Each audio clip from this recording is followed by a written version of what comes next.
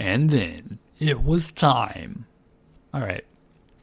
So I think I'm going to do this all in one go because this is part 45 and its digital root is 9. And assuming that everything goes well over the next couple of days, the digital root of the dates, including the year, is also 9. I didn't plan that, but it's just like too good to ignore. I have no idea how long this is going to be, but I'm going to try to get it all done at once. So, let's get good to go. The room fell silent. Oh, wait, one more thing. The ending was the same up to this point as the coffin ending, where Santa just held a gun to June's head and got Ace and Lotus through there. So, I'm here in the room with Clover and Seven. So, because the room fell silent. Junpei, Clover, and Seven had been left behind. Clover looked down at her hand and traced her finger, the faint blue traced with her finger. Off to a rockin' start. Faint blue veins crisscrossed him. Yeah. Seven shoved his arms into the front of his overalls and scratched his stomach. No one spoke. Silence made the air feel thick and oppressive. Desperate for something, anything to occupy his mind, Junpei walked to the larger of the two 9 doors. He stood in front of it and looked at the red. It read engaged. He moved to the smaller door. The red read vacant. The digital root of the remaining people was 7. Yeah, I fucking get it. There's no possible way for them to open the door with 9 on it. Junpei touched the surface of the door. He thought about June, about Akane Kurashiki. Was she safe? That was all that mattered to him. If she was alive, if she had escaped this horrible boat. That's what Junpei prayed for. Seven came up next to him. He pulled off his hat, scratched his head, and sighed. So, what do you want to do, Junpei? What do you mean, what do I want to do? What can we do? Suck each other's dicks. Seven opened his mouth to respond when a noise echoed through the room. Someone was pounding on something vigorously. It wasn't mechanical. It was certainly human. Junpei and Seven looked at one another. Oh, what the hell is that? Shh. Quiet. Clover motioned to Seven to be quiet. She put one finger on her lips and closed her eyes in concentration.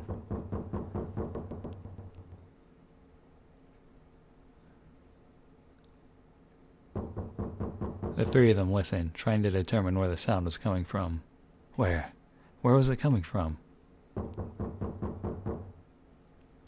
Could it be? Hey, I think it's coming from this coffin. You're right. Let's open it. But how? What are those muscles for? For show? Telling me to force it open? Just shut up and try. Junpei and Seven grabbed hold of the coffin. They tried to get a good grip with what little purchase they could find and pulled with all their strength. Man sounds. It won't even budge. There was some sort of keypad attached to the coffin. Its purpose would not have been difficult to determine. Their eyes were almost immediately drawn to it. Not another one. Yeah, looks like it. Do you think we have to put in the right password or it won't open? I think so. The noise wasn't stopping. In fact, it was getting louder. They had no idea who was in the coffin, but they wanted out, and they wanted out now. They had no idea what they were supposed to do. Without a passcode, it didn't seem like there'd be a lot they could do. They couldn't even tell how many numbers the passcode needed to be. Isn't there a hint somewhere? Well, let's look for one. Unfortunately, there didn't seem to be anything near the coffin. Clover ran to examine the pews, and Seven investigated the desk, but they turned up nothing. There's a desk? The sound still wouldn't stop. It wasn't a noise that belonged in that room.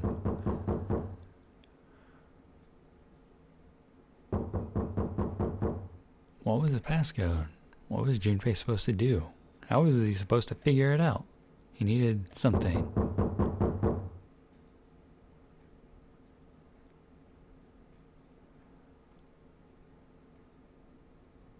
The world blinked.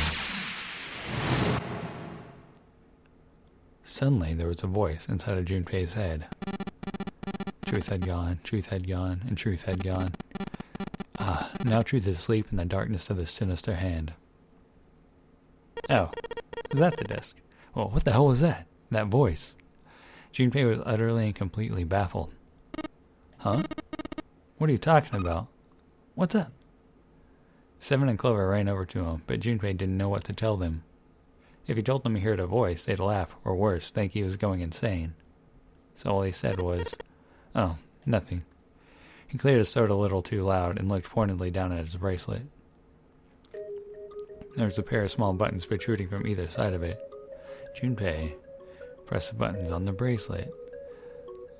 Truth had gone, truth had gone, truth had gone.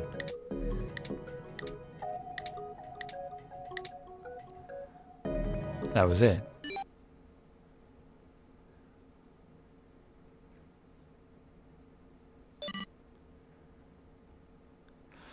Eight numbers blinked on and then off on the bracelet display. Junpei checked one last time.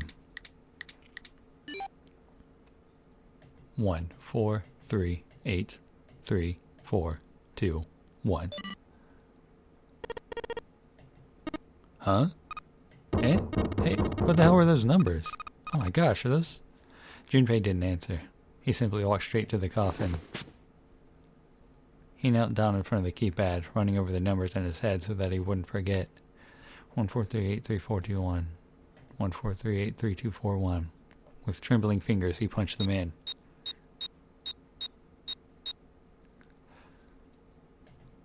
And that was all of them.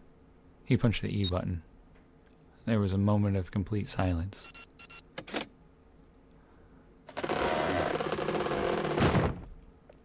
Then there was a sound of the coffin lid unlatching. Someone sat up out of it. Snake! He looks a little like Spike Spiegel. Oh, is that you, Clover? I apologize for worrying you. Snake! Oh my, how did you... Junpei, and Seven? Is that you? Is everyone else there as well? Just like Rip Van Winkle.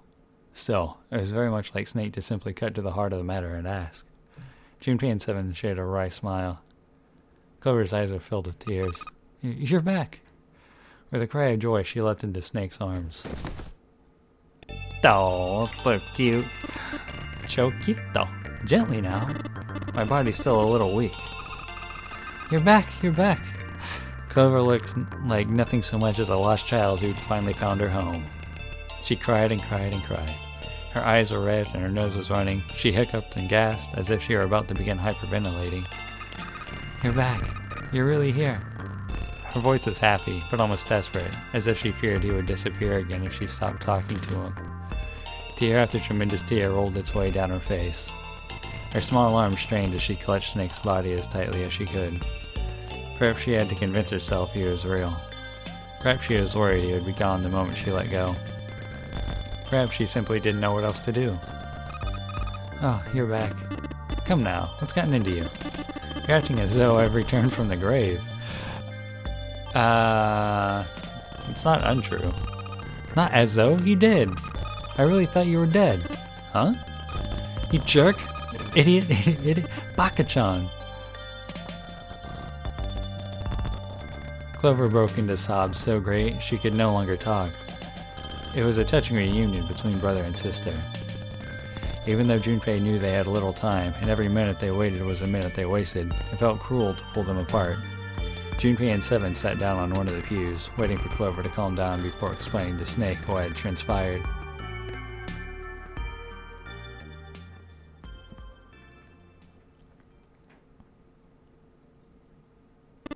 I see.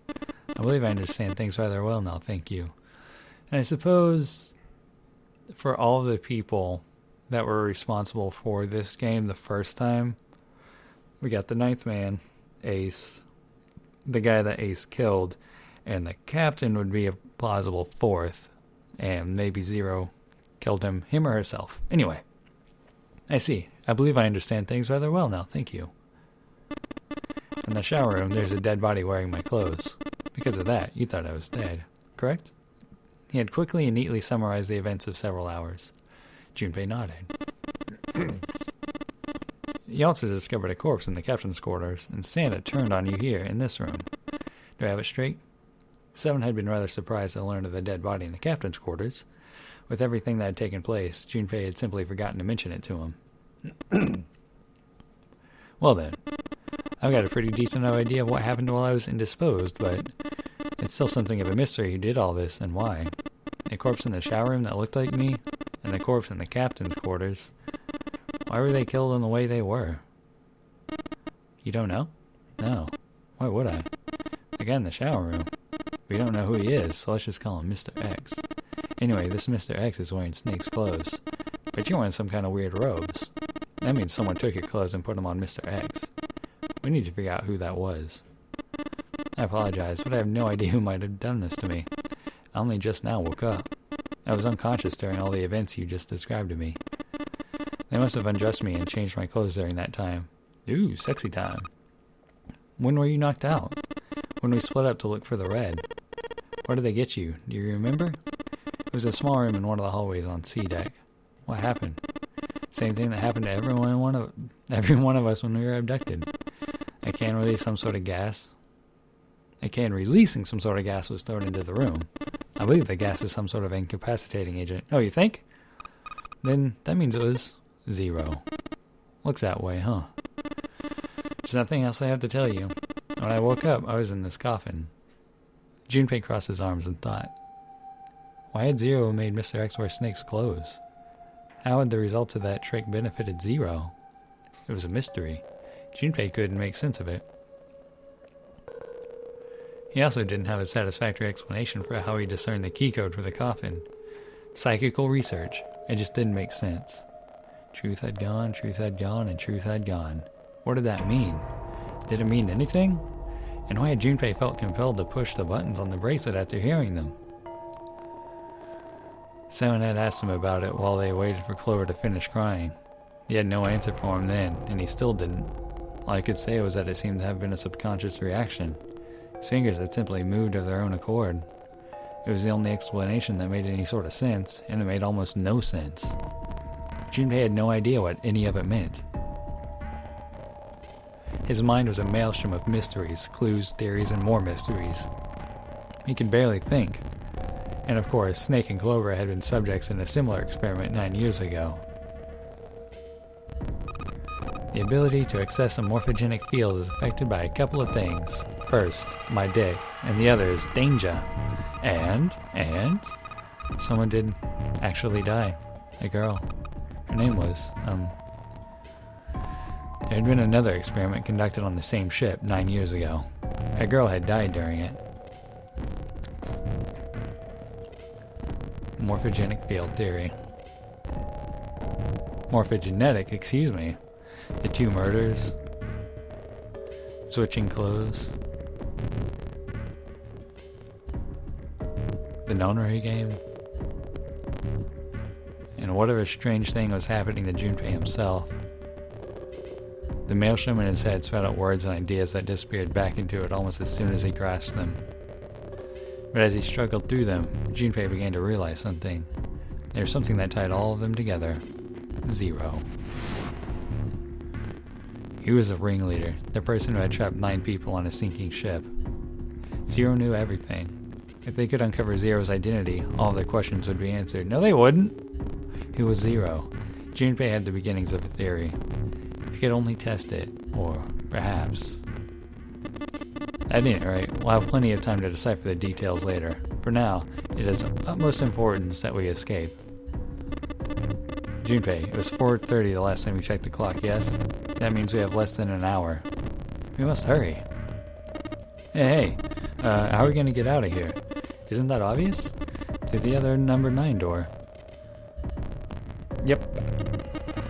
Oh, yeah. Yeah, you're right. With Snake, we can open the door. Don't tell me you hadn't figured that out. As they sniped back and forth, Junpei glanced at Snake's left hand. He was wearing a bracelet with a 2 on it. Come on, you gotta tell me these things. I assumed you figured it out. God, forget it. Let's just keep going. 7 stomped off toward the smaller number 9 door. Clover, ow! You bit my tongue, idiot. Clover, Snake, and Junpei followed. 7 quickly laid his hand on the red, and an asterisk appeared on the screen. Junpei and the others followed suit and laid their hands on the scanner panel. Hear that beep, boy? Soon there were 4 asterisks on the screen. 7 glanced at them, laid his hand on the lever on the elevator of the red. That's right, I said it. All right, you guys ready to go? Yes. Yep. Junpei paused for a moment. Not yet. Huh? Before we go in, I'd like to check something. You want to check something? Yeah, but before I do... 7, could you pull the lever? I want to make sure we can verify with just the 4 of us. What do you mean? We don't need... Just do it, alright? But if the door opens, don't go in yet, okay? Please? This is really important. I really need to check this, okay?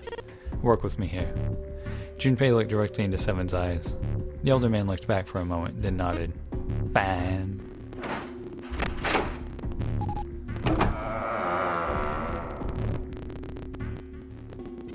Seven pulled down on the lever and door 9 creaked open. Then they waited. 6, 7, 8.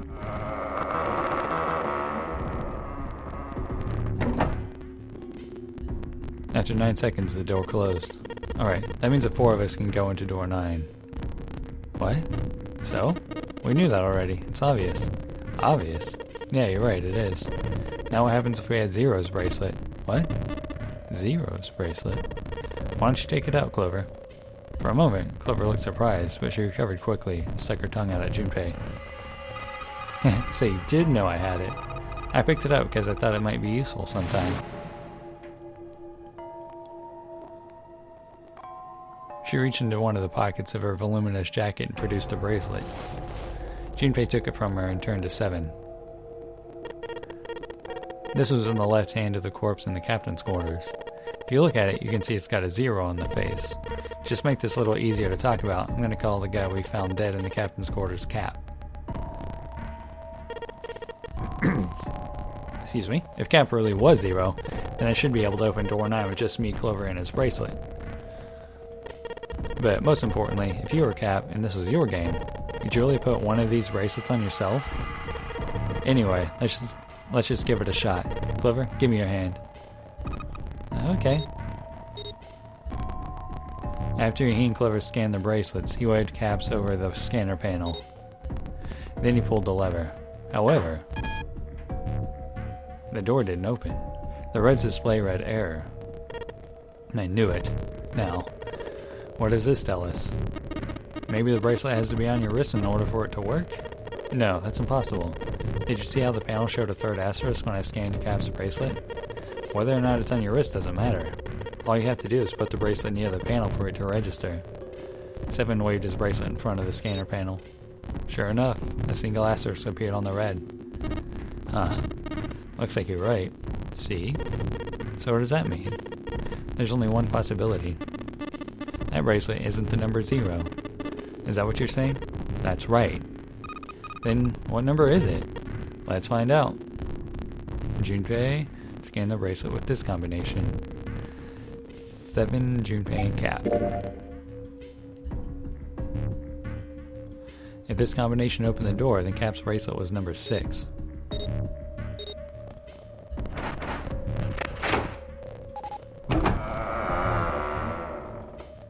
Et voila. Hey, it opened. The door opened. What? Why? What does that mean? Both 7 and Clover seemed rather shaken, as they turned to look at Junpei for answers. The door slid heavily shut. Junpei raised an eyebrow. Isn't it obvious? Cap's bracelet is number 6. But doesn't it say 0? This isn't a 0. The symbol on here isn't a number 0. It's a letter O. O? Whoa, wait a minute. I don't get it. I mean, we figured out that Cap's bracelet is 6, right? Yeah. Does that mean there are 2 people with 6s? Before Junpei could answer, Snake spoke up. There is, most likely, only one person with a 6. But I don't get it. What about June? Well, this is only an educated guess, but I think June's number was never 6 to begin with. Their bracelet was flipped. In other words, June's real number is 9? That seems the most likely. And all this number door stuff was just a load of crap? Why would you say that? Because if June is 9, then the numbers wouldn't match up. Clover grabbed Junpei's notebook and began to write furiously in it. Junpei leaned over to look at it. Saw all the number doors and June's gone through. Clover read each row aloud so that Snake could follow along. Alright, I made a list of all the numbered doors that June had gone through so far. I wrote down which door she went into and with who. And I wrote what all the numbers were. So if you switch 9 and wherever there's a 6, the numbers don't work. So if the digital root is 7, you can't open door 4. The digital root is 2, you can't open door 8. Clover, do you notice anything interesting on the list? What do you mean? You're talking about 3, right? 3? Santa's always in the room with her. That's what you're saying, isn't it? Yes, exactly. So what about it? That's quite simple, really. You told me that the first time you came to this room, Santa was the first to refuse to leave June behind. Now, doesn't that beg the question why? Why would Santa do such a thing? The answer is easy. Because Santa can't open door 9 with only 7 in Lotus. Of course, there's only one reason for that. His number isn't actually 3. Santa's real number. 7? Would you be so kind as to modify my sister's equations? Yeah, sure. 7 took the pen from a confused Clover and began to adjust her calculations. This is what you were getting at, right, Snake? He read out the changes he made. When he finished, he looked at Snake. Snake smiled. Thank you. That is exactly right, 7. Santa's true number wasn't 3. It was 0. No way. Santa is 0? And June was 9, not 6. On the contrary, Santa was 0, not 3. They cancel one another out. Nothing appears out of order. Then that means, even though he set the whole damn thing up, Santa was still playing by the rules of the Nonary game this whole time. Precisely. So you're saying Santa planned this whole thing? Well, it doesn't work out if I... Wait, or does it? Yeah, I think it actually does. I can't think of any room I've ever gone into with June where Santa wasn't there. So you're saying Santa planned this whole thing? I'm not sure if he acted alone or not, but I think it's safe to conclude that he is 0. If my hypothesis is correct. Then wait. Does that mean... What the fuck? What about the guy with the 9 bracelet? Was he secretly 3? I don't get it. Clover bit her lip. She seemed to be having some difficulty believing her brother's explanation. Or was he also 9? Junpei. Junpei remained silent in thought. Snake's hypothesis didn't satisfy him. June's bracelet was flipped. Even if that were possible, then there would have been 2 number 9 bracelets. And if that were the case... Alright, that's enough talking. Let's go. It's high time we went through that door. Agreed.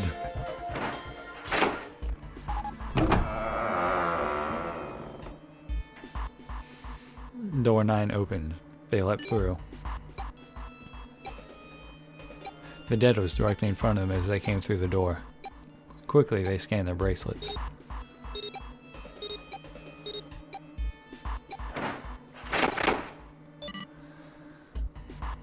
And the detonator stopped. Phew. After pausing for a moment to catch their collective breath, Junpei and his companions headed down the long hallway in front of them. At the end was a set of stairs leading down into the ship. It looked as though they led all the way to the bottom deck. They looked down. It didn't seem to be flooded. After deciding it was safe, they headed down the stairs. Before long, Junpei and his companions found themselves on the bottom deck. They turned left into another hallway, at the end of which they found another door. And of course, there was a symbol engraved over the keyhole. It looked like the sort of harpoon one used on fish, the kind with 3 prongs. Snake traced the shape of his fingers. This is a Neptune symbol. There must be a key around here somewhere. Neptune key. All Junpei had was a Uranus key card. Not the same planet, not even the same sort of key. Clearly, wasn't going to open this door. After examining the door for a few more minutes, they gave up and headed back. Why would you take that long? With a little more searching, they found a metal door. Hey! To the side was the card reader. Symbols engraved on the card reader. It matched the Uranus symbol on the key card Junpei was carrying. Carrying, this is the place. He muttered to himself and slid the card through the reader. It beeped once, and the light on it turned green. With a heavy metal groan, the door creaked open. Junpei, Clover, Snake, and Seven looked at one another, nodded, and stepped through. The room they found themselves in was full of books. It's a library. It looked remarkably... Yep, that's what libraries look like. Not the sort of library where large numbers of people came... Yeah, that doesn't really happen on the ship that often. More the sort of library that's simply a place to store books. Or an archive. That's a word for it. He felt a little overwhelmed by the sheer number of books, but Junpei did his best to speak with authority. Alright, if we want to get through that door out there, we need to find the Neptune tea. That's right. It's a new kind of tea. I say we split up and look for it. Okay. Very well. Sure thing. Good. Let's get started then. We don't have a lot of time. Hurry! Oh shit, Alice sleeps in a small chamber past the forest of knowledge. As he began his search, for reasons he didn't fully understand, Junpei felt those particular words float through his mind. I get another room?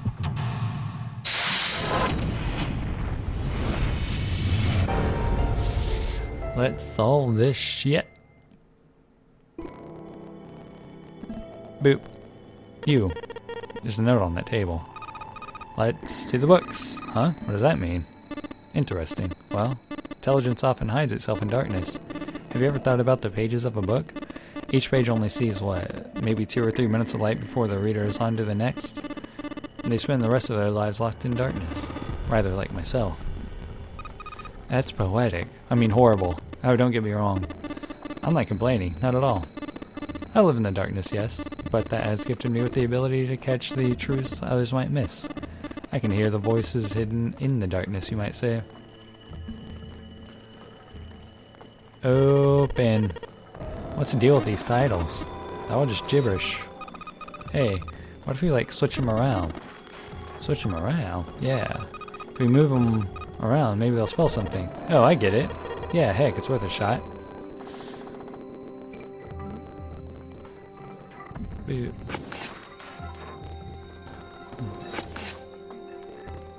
Open here, find bulb.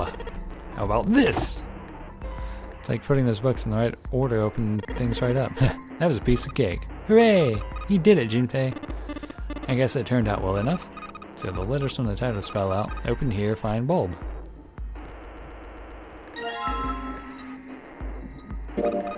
Light bulb looks like it's brand new. And it's really big, so it'll make a lot of light. Sweet. What's this? An overview of conformal field theory? Well, it's a theory that posits an invariant quantum field where conformal transformation can take place. Knock it off with the science voodoo stuff. You trying to put me to sleep? The handrail is made of metal. Good to know. This one says transition of extinct species. We need to hurry it up or we're going to end up in the pages of a book like that. Mother Nature. Is that some sort of book about hippie chicks? Probably not, except perhaps tangentially. It's most likely about environmental protection. They're just trying to make a joke. Dude, hippie chicks? Really?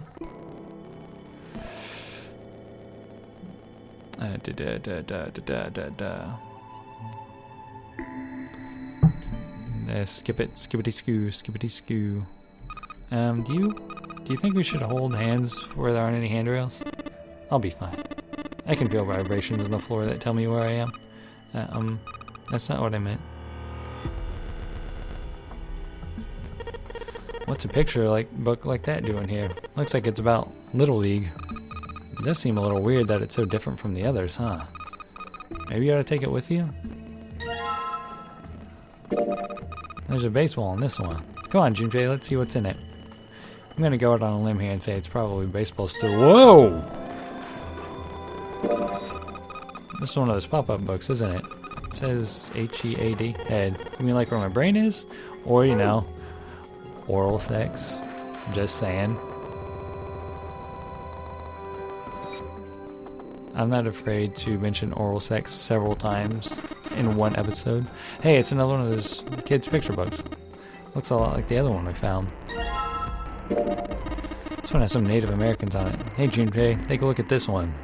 Native Americans, huh? Maybe it's got some... Whoa! I guess it's one of them pop-up books, right? It's got the letters LRK popping out of it. Can't make any sense out of them, though. Large, round, and kinky? Nah, probably not. Speaking of yourself there, homeboy. These books all seem to be about history. Don't make it such a mystery. Stairs go down to the bottom floor. Yeah, that's where I would like to go, please. Boop. How about you?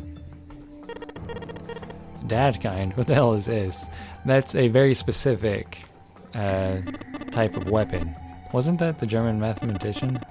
Maybe it's a compilation of his work. Or Owen. Owen isn't enough to go on. Perhaps it's about the English Revolutionary? Leibniz. This book is in German.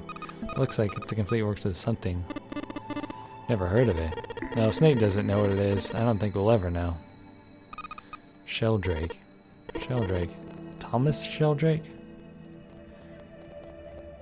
It's got the volume number written on it in the lower part of the spine. Pythagorean theorem, that's the famous one. Sounds like there are a number of math books in this section. It says Riemann hypothesis. What is there to hypothesize by Riemann? Yep. Isn't it pretty straightforward? Nope. Heavens no. There are many factors. Length, girth, lubrication, or lack of... What? It's an exciting and rapidly growing field. Yeah, I bet it is. Whoa.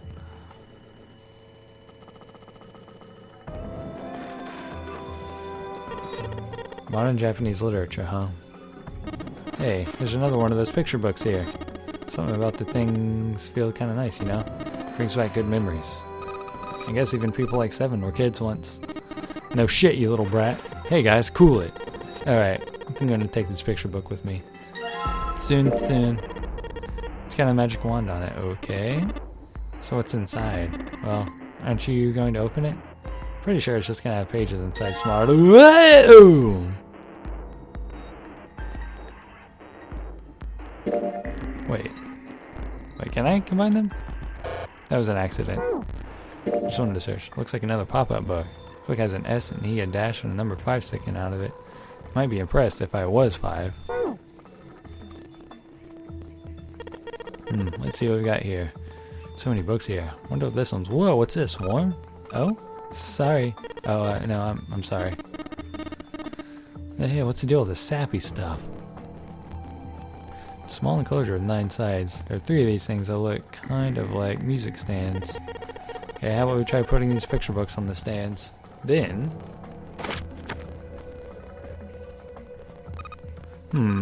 this is a little weird. You can sort of see the letters. It's too dark in here to really tell, though. That probably means our light isn't bright enough. That's what this is for. There are 3 lights in this thing. They aren't very bright, though. Hey, didn't we find some kind of really powerful light bulb earlier? Why don't you put it in one of those lights? Yeah. Well, it'll get a lot brighter, but if there are 3 lights, that means 3 light bulbs. Won't be much point unless we can replace all 3 bulbs. We need 3 light bulbs, huh?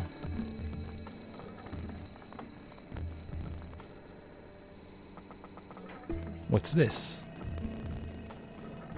Something suspicious about the shelf on the left. Oh. That's what I wanted. Bookshelf has a sort of glass inlay. It's pretty big, with only 6 books on it. Seems kind of weird. Hey, it looks like there's something on the bottom. Can't really see it, though. The glass is all foggy. Huh. In the middle of the glass door is a cylinder lock. You know, the kind of lock where you rotate the numbers around until you've got the right ones to open it. What the hell is this? It's like they just gave us the answer. Guess we might as well give it a shot. I don't know what it should be. Oh.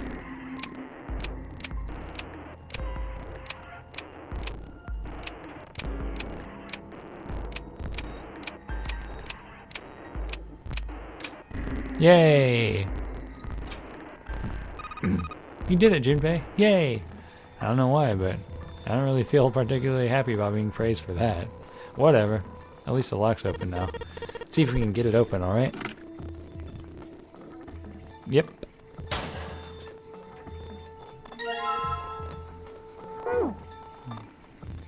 All 6 books seem to be pointing at the cylinder number lock.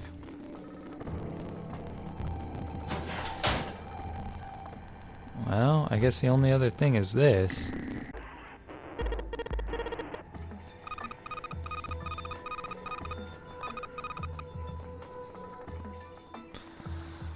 Oh my god. I spent so long looking for this. Fucking light bulb.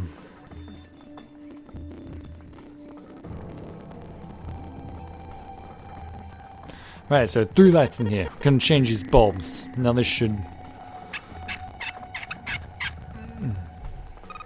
Sheldrake -5. Awesome, it worked. Way to go, Junpei. Good job, buddy. Something projecting on the bottom. These letters, they seem familiar.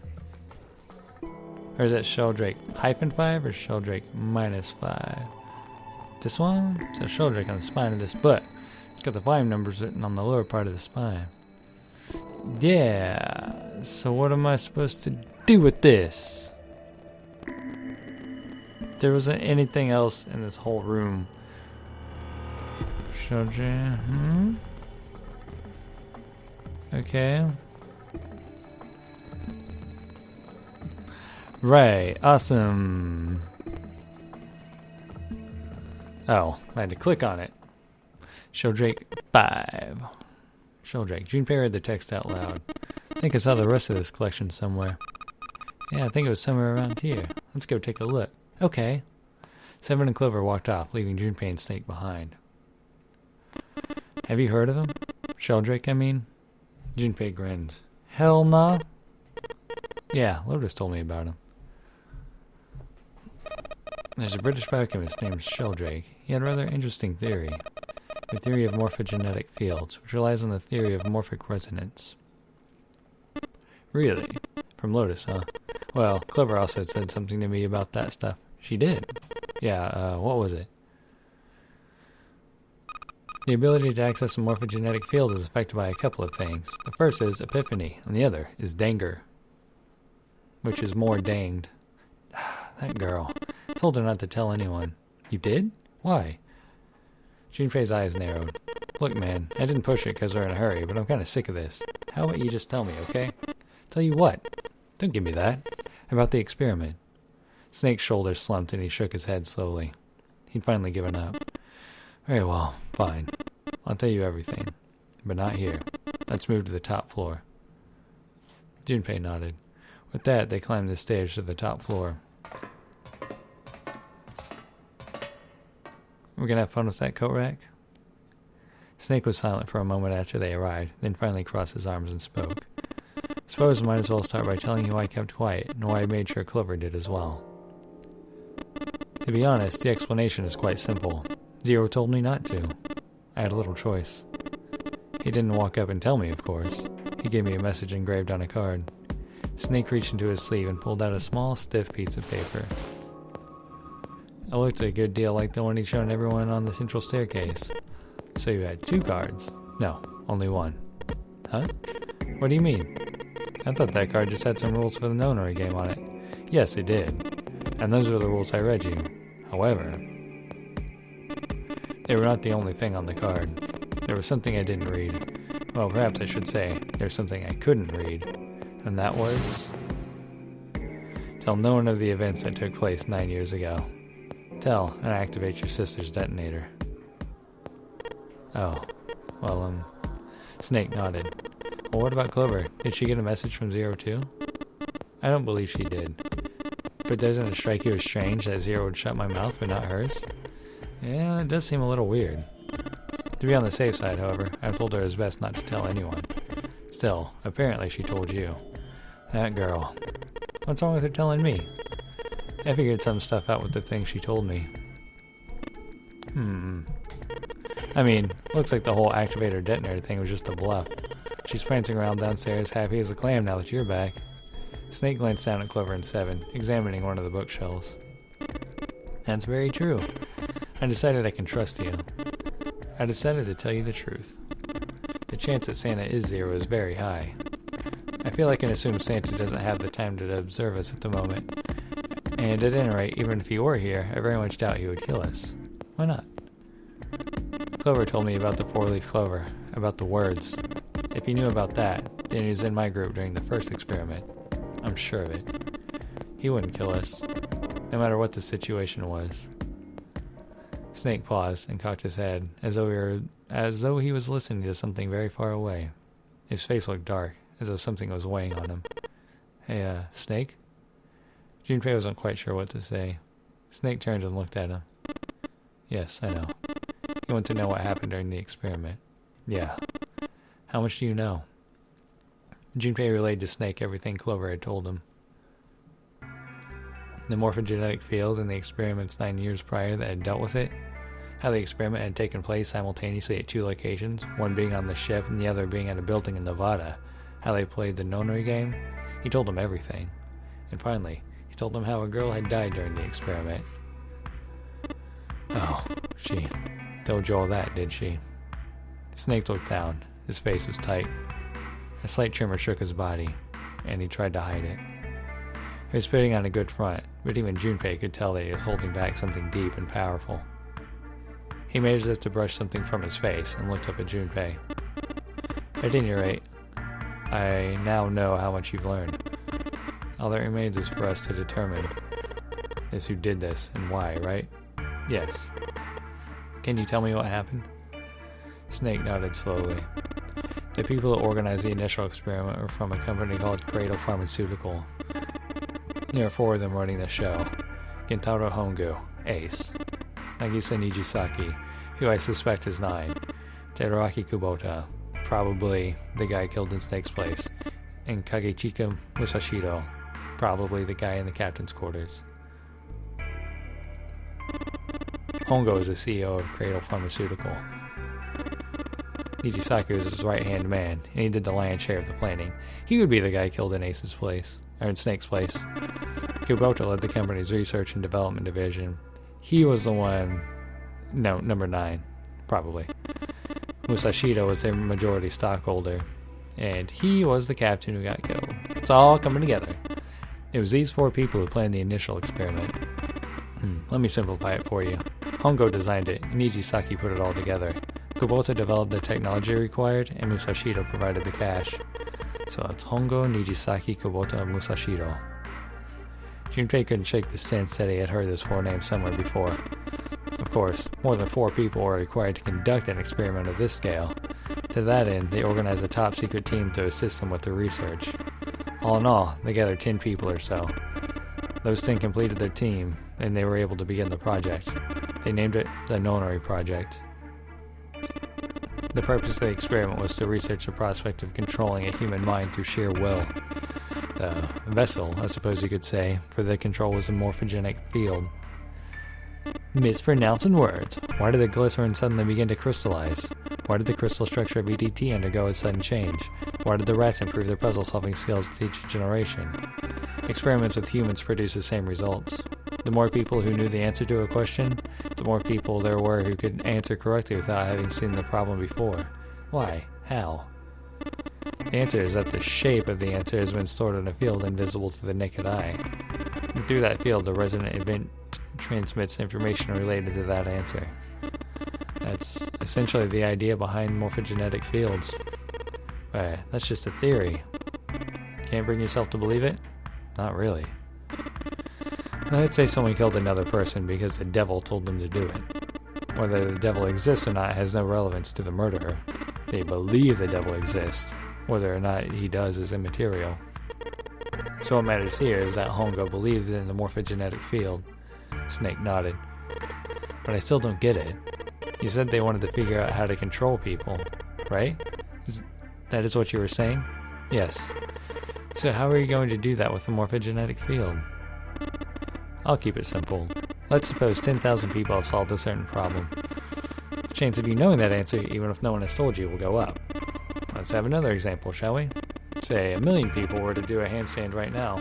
Tomorrow, the chances of you doing a handstand would be higher, even if you had heard nothing of this hypothetical mass handstanding. Mankind's thought process and actions are all part of a resonant event. All of the resonant events encoded in the fields are projected onto you. Of course, this assumes you believe in this theory. Do you follow so far? Yeah. But let's say, hypothetically, that there was a person who had the same effect as those millions of people. What would happen? If that one person were to do a handstand, other people would find themselves wanting to do handstands as well. Can you imagine what a person with powers like that would be able to do? Come on, there's no way. I'm not done. Imagine another scenario. Imagine another person. This is an ordinary person. Let's say he does a handstand. What if there was someone who could grab the resonant event he created by doing that, and use it to make other people do handstands? What would happen then? A person who has the power to write to the field and someone who can read from the same. You could think of them as a writer and the reader, or the transmitter and the receiver. What would the world be like if there were people with abilities like these? Junpei thought about it for a moment. So the transmitter's resonant event can be transmitted through the field and sent to the receiver. And then the transmitter can control the receiver however they wish. That's what you're saying, right? Yeah, close enough at least. Come on, that's just crazy. Well, if you want to prove that, then you have to test it first. At least, that was how they thought. That was why they decided to do their experiment. That was how the Nonary project began. Snake suddenly looked very serious. Junpei, have you ever heard of the Gansfeld experiment? Junpei nodded. Yeah, there was an experiment in telepathy, right? They put a pair of subjects in separate rooms, and then they'd show one of them a picture, and ask the other one what they saw. Interesting. I'm impressed. Yes, that is exactly correct. So, why'd you bring up the Gansfeld experiment? It was used to screen subjects for the Nonary project. The hospital in a remote town was affiliated with Cradle Pharmaceutical. Hongo used it to conduct experiments on visiting children in secret. Some of them, he found, had potential. He began to gather children that showed promise, children that seemed as though they might be able to access the field. Of course, none of them volunteered. They were kidnapped. His face barely moved as he spoke. There were 9 pairs of siblings taken, for 18 children in total. For reasons that were not fully understood at the time, each pair had 1 transmitter and 1 receiver. They were split perfectly. As such, the 18 children were split into 2 groups of 9. The children who were put in Group Q were the ones who excelled at transmitting. They were transferred to the mock experiment building known as Building Q in the Nevada desert. The children who excelled at receiving were put in Group A. The members of Group A were placed on the former hospital ship Gigantic. From the experiments he had conducted so far, Hongo had learned the following. There are 2 things that can increase one's resonance with the fields. The first is epiphany. The other is danger. Have you ever been faced with an especially difficult problem and thought about it very long and very hard until finally an answer suddenly appeared in your mind? It may seem obvious to say so. That is what is meant by epiphany. The information obtained through that epiphany can be easily transmitted through the fields where it can be easily interpreted. Adding danger to that equation allows for even easier field access. Therefore, Hongo set up a number of puzzles across the Gigantic. The participants had to solve each puzzle before they could move to the next room. Of course, he hadn't forgotten to include danger. More specifically, he had detonated a bomb on the hull of the Gigantic. The children in Group A were forced to play the Nonary game as the ship sunk. By forcing the children into a life or death situation, Hongo hoped to increase the likelihood of their tapping into the fields. The children from Group Q, on the other hand, were confined to a mock experiment building, Building Q. Building Q duplicated the interior and the puzzles of the Gigantic exactly. Hongo explained the situation to the children in Group Q. Solve the puzzle you find throughout the rooms. When you solve them, transmit that information to the children in Group A. If you succeed, they'll be able to solve the puzzles and escape. But if you fail, then the Gigantic will sink, and your brothers and sisters will drown. Do you know why the astronauts of Apollo 13 were able to return to Earth safely? Luck? It is because NASA had access to a replica of the Apollo 13 capsule. All of the equipment, the instruments, everything, all of it identical. NASA was able to replicate the situation the astronauts were facing by putting themselves in the same situation. They attempted to solve the problems they knew the astronauts were experiencing. Once they had found solutions, they reported their findings to the men aboard the actual capsule. That's how they were able to return safely. Yeah, but did they transmit via radio or via mind control? It was the same with the Gigantic in Building Q. The children from Group Q had to use the power of Epiphany to solve the puzzles they found and transmit what they learned through the fields. The children in Group A, however, had access to the fields to learn how they might advance to the next stage. Why are they any less likely to figure it out? I don't get it. That's the simplest explanation I can manage. Snake sounded defeated.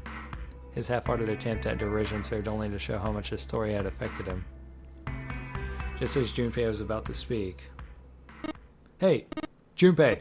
Snake! How much longer are you gonna sit around on those bony asses? Get down here already. Seven's voice echoed up from below.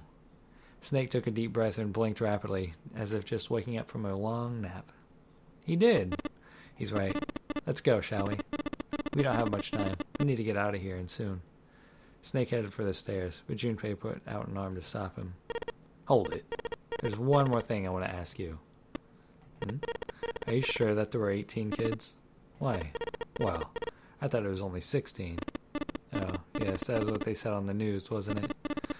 Yes, I have no doubt that 18 children were abducted and used in Hongo's experiment. After all, you couldn't exactly play a donor game with any less, could you? Well, yeah, but... Are you saying that the news got it wrong? Yes, I am. There were 2 more children. However, they had no relatives I'm aware of. I imagine no one filed a police report when they went missing. They were brother and sister, like Clover and I. The brother's name was Aoi. Sister's name was... That was Santa. Snake couldn't seem to bring himself to continue. It looked as if what he was about to say brought him great pain. Her name was Akane. That was the girl who died. Junpei felt as if he had been punched in the stomach. His vision went blurry, and his head felt light. He couldn't think straight. Everything was blank. Had Akane Kurashiki died 9 years ago? If she had, then who was June? No, that was impossible. It couldn't be true. Akane wasn't an uncommon name. If Snake had known her last name, then that would have been a different matter entirely. So they shared a name. There were many other people who did as well. It meant nothing. It was a different person. Of course it was a different person. It had to be. Junpei shook his head hard and pulled himself back to reality. Is something wrong, Junpei? Your breathing sounds strange. Then Snake had noticed. Junpei cleared his throat and tried to act calm. No, it's nothing. I'm fine. Let's get back down there, alright? Snake raised an eyebrow, but said nothing. He headed down the stairs, Junpei bringing up the rear. I think with all that crap he told me, I think volunteering June's name would do fine. He couldn't bring himself to ask. He told himself he knew the answer already, but he couldn't bring himself to ask what the girl's last name had been. With every step he took, the cold, hard sound of feet against metal dug at his heart. Fox!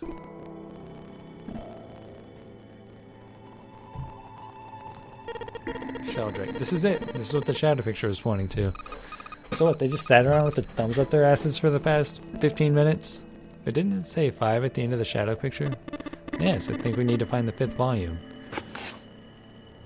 Well, would you look at that? There's a big red button behind this book. Guess we should press this button. Or we could have just dug all those books out because they were suspicious from the get-go.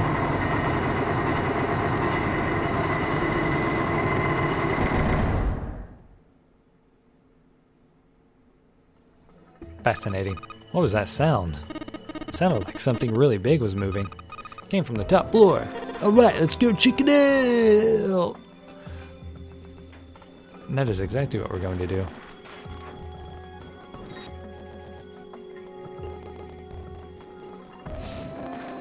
8, 14, 10, 13. Well, I bet you gotta type something on that keyboard. Yeah, but you can only enter letters. Looks like you only enter 4 letters. Let's see how it works. Guess you need to enter once you type in the letters. You can erase what you typed with CLR. Clear! Okay, I get the basic operations. Let's give it a shot.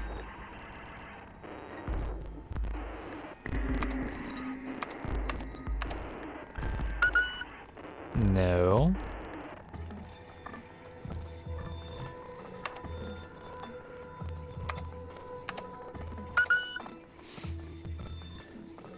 Oh.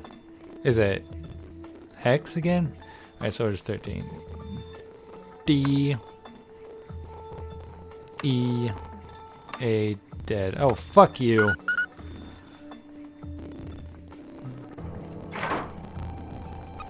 Yay! You did it, Junpei. It's unlocked now. Good job, Junpei. Whoa there. Don't get too excited. Password was dead, remember? Just makes me think whatever's waiting for us isn't good. So what? Jeez, you're such an old lady. You can't be worrying about stuff like that. I mean, come on. We got it to unlock, didn't we? Let's go. Hurry up. Alright, let's get this thing open. We didn't get the Neptune key. Also, I've been recording for more than an hour now, and that means we're all dead. The door opened, and Junpei and the others leapt through it. But no sooner had they done so than the cling of metal on metal rang out behind them. They spun around. The door they had just come through had slammed shut. Junpei grabbed hold of it with both hands and pulled with all his strength. Damn it! Looks like it locks automatically. Is there any other way out? Oh, there's another door over on the right. There's a card reader next to it. It's got a red line on it, though, so I'm pretty sure it's locked, too. There is a card reader, right? Yeah. Then perhaps if we find the key card, we could open the door and leave. Well, yeah, that might work, but... Hey, wait a minute. Are you saying we're going to have to search through this room for one little card? Oh, man. They took a second to look at the room they found themselves in. Looks like the freaking trash compactor room from Star Wars. Ah, fucks. It was filled with piles upon piles of all manner of things. The only word that could describe it was chaotic. It was like a tornado had passed through, followed by a giant who had picked up and shaken the entire room a few times. Junpei's heart fell. Clover and Seven looked as though they were about to cry. Well, we can sit down and wait to die, if that's what you prefer. I'd rather doubt that, however. So it'd be wise to start looking. We haven't much time. Let's find that key card. Oh, and the Neptune key as well. We won't be able to get through the hallway without it. Alright then, let's begin.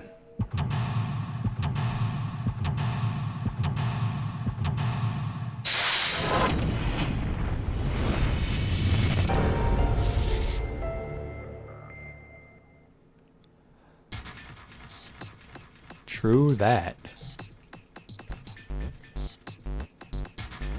Hey, Junpei, isn't this a nautical table? Yeah, I feel like I've seen this before. Sweet.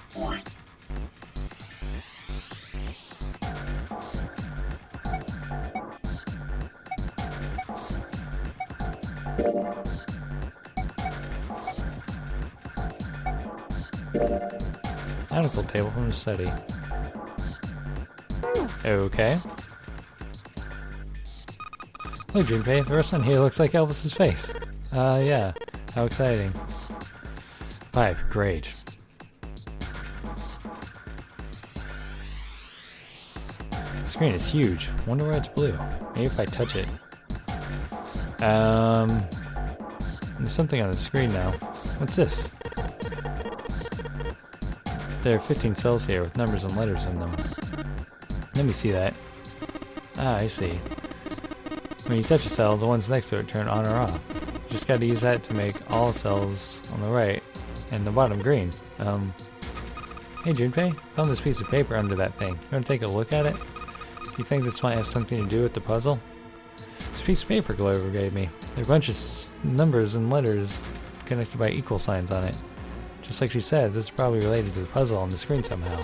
Thanks, Clover. This really helps. Hee hee hee. Alright, let's get back and try again. Anyway, looks like I just need to make all the cells all green.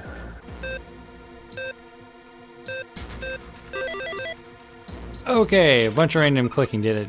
You did it, Junpei. You're so smart. Nope, got lucky. seem to have done an excellent job and solved the puzzle. Just what I would have expected of you, Junpei. Hey, come on, you're embarrassing me. Whoa, don't get cocky, kid. We don't got time for that. Look at this. Check out the right edge of the control panel. The lid slid open and something came out. Something on the right edge of the control panel.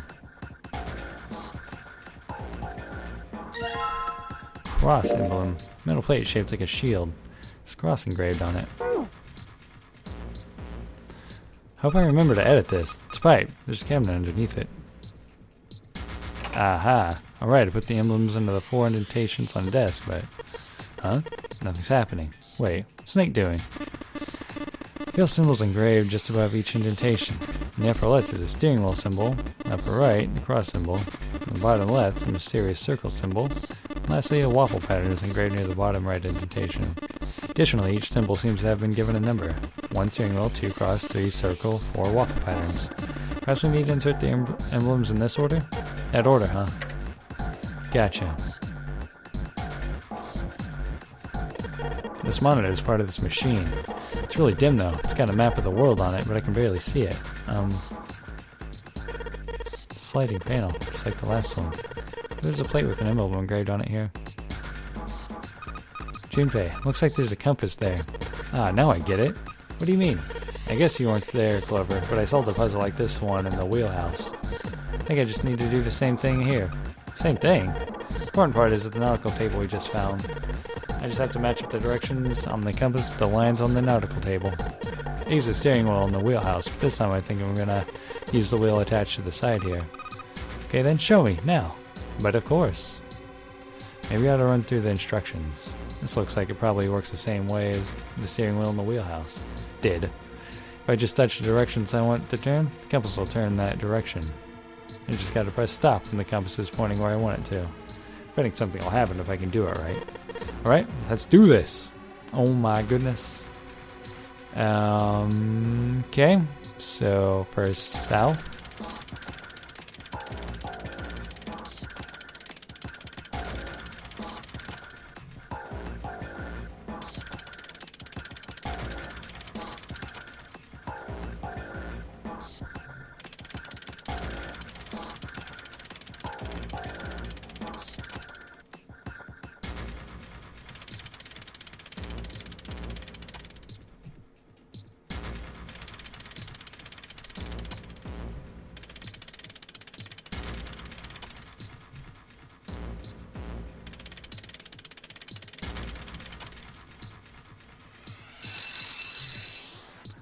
Yay! You did it, Junpei.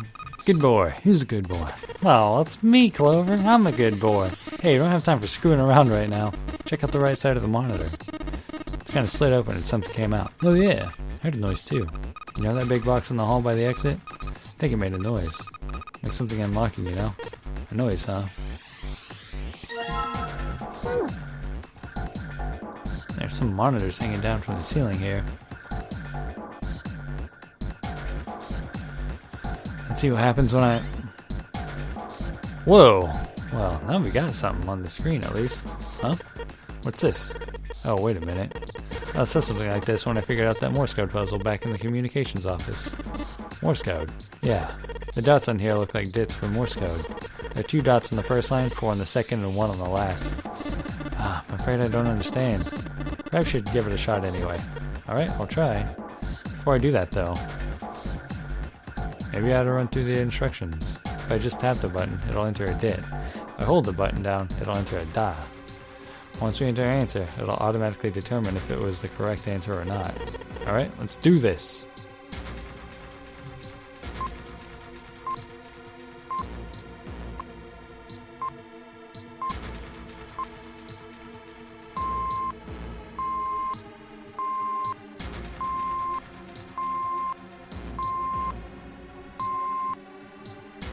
I don't know what I'm trying to do here.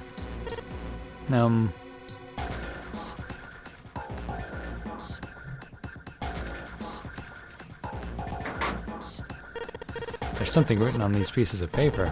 Looks like we got 3 sheets of stuff. Let's check out the fucking file! Okay. Ventilation fans. There are metal bars over the opening cell. Can't go through them.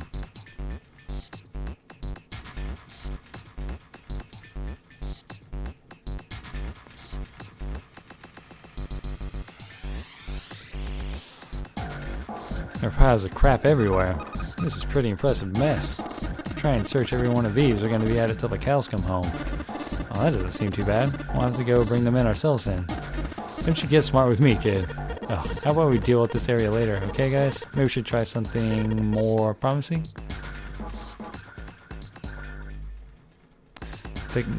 This thick metal door is blocking a way out. It's locked and I can't get it to open.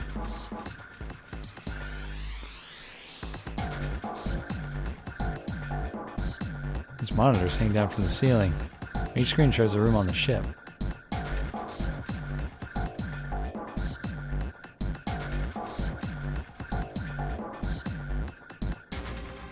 Piles of crap everywhere. Man, this place is a mess. So messy, I don't know where to start. Some of this crap looks familiar. I think a lot of these are parts of the puzzle we solved in other rooms. That's true then.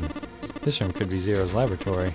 Perhaps Zero would shut himself in this room to devise the machines and puzzles he'd need to see his plan come to fruition. Maybe.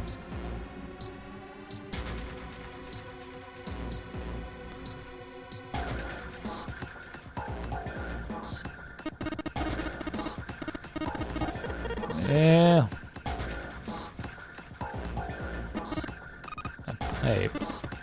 A pipe. Let's try this one again then. Alright, let's give it another shot. No, I don't need to run through.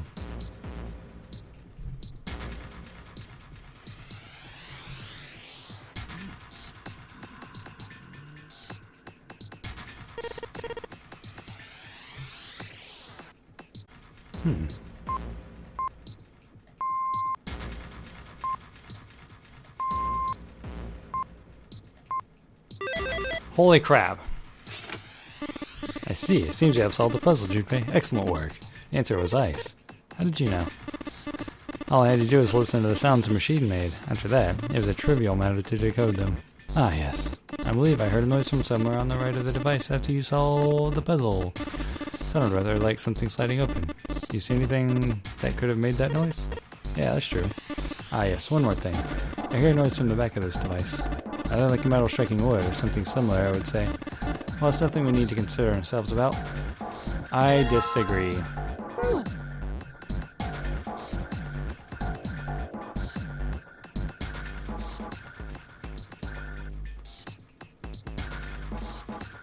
Probably drunk. We don't have the time to go through this.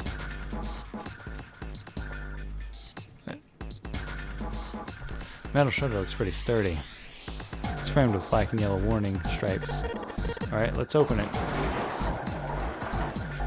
Oh, holy shit. That is pretty damn creepy. There's a coffin in there. Coffin. Oh man, does Seven think... Yeah, he's all pale. He's thinking the same thing I am. No way. Could this be? I'm sorry, but what's going on? It's a coffin. I wonder if there's a vampire in it. Alright, I guess Clover and Snake don't know the story. Man, I can't bring myself to tell them. Well, at any rate, let's have a look around. Alright, fine, I'll open it. Okay, Junpei, you can do this. It's just a box. It's just a box. Oh, holy shit, this is a coffin. There's gonna be something horrible in there, I just know it. Okay. Deep breaths. Here we go.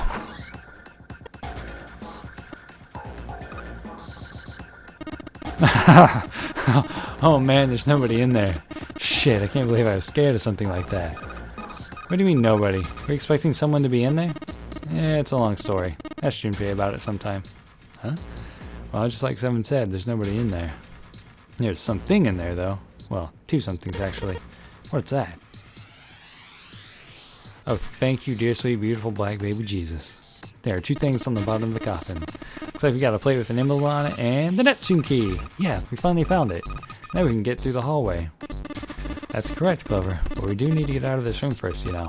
Yeah, I know. Okay, let's get the hell out of here as quickly as possible. I don't have any objections to that. I don't think we use the Neptune key in this room. It's really important, though, so I'll keep it in my pocket for now. As far as this other thing goes, fuck it. So helm, cross code, coffin.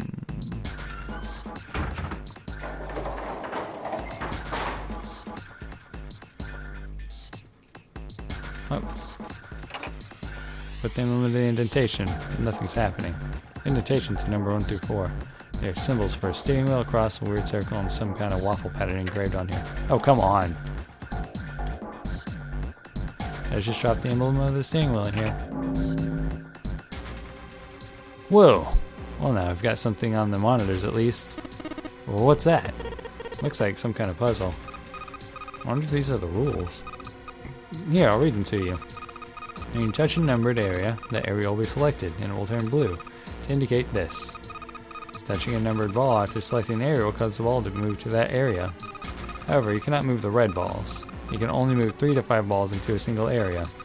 Press the check button once you have moved all the balls except for the red ones, but you cannot move. In the digital order, the balls in an area must match a number for that area. That's it. I still don't really get it. Whatever. Like they say, practice makes perfect. Let's give it a shot. Don't you mean practice makes perfect? Hey, let's see you solve the next one. Then you can make fun of me. Alright, I'm pretty sure I said that incorrectly. It's alright.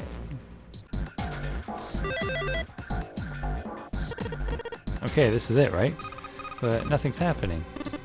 There are still 3 more indentations left empty. I imagine something will happen when they are all filled. Doesn't that seem likely?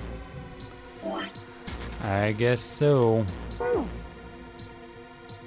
Okay, let's put in the emblem of the cross. Hey, Junpei, something just showed up on the screen. The puzzle sure looks a lot like the last one. Yeah, but there's more of those red balls so you can't move.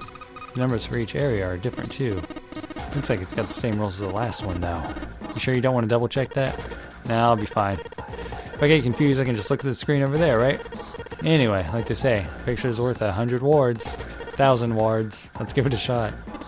Isn't that a picture's worth 1,000 words? Hey, shut it. At least I'm trying, alright?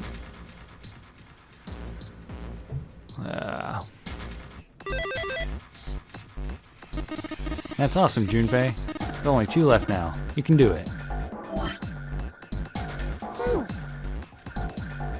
Okay, that's what an emblem of the secret code. Damn, this puzzle looks a lot like the last one. Looks like the rules are the same, though. Don't you think you should double check it? Come on, this is the 3rd time I've done this. I'll be fine. So this is a, You can't think of anything clever? Please don't strain yourself. You might hurt something. Ah, shut it. Just give me a break, alright? I'll think of something.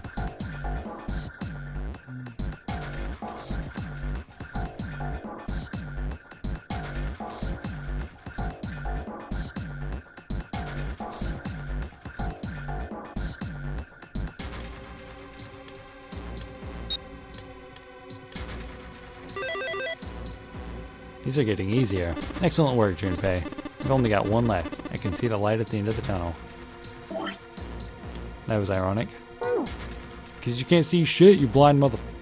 Let's see what happens when I put in the emblem of the coffin into this indentation. This is the 4th one. This puzzle looks a lot like the...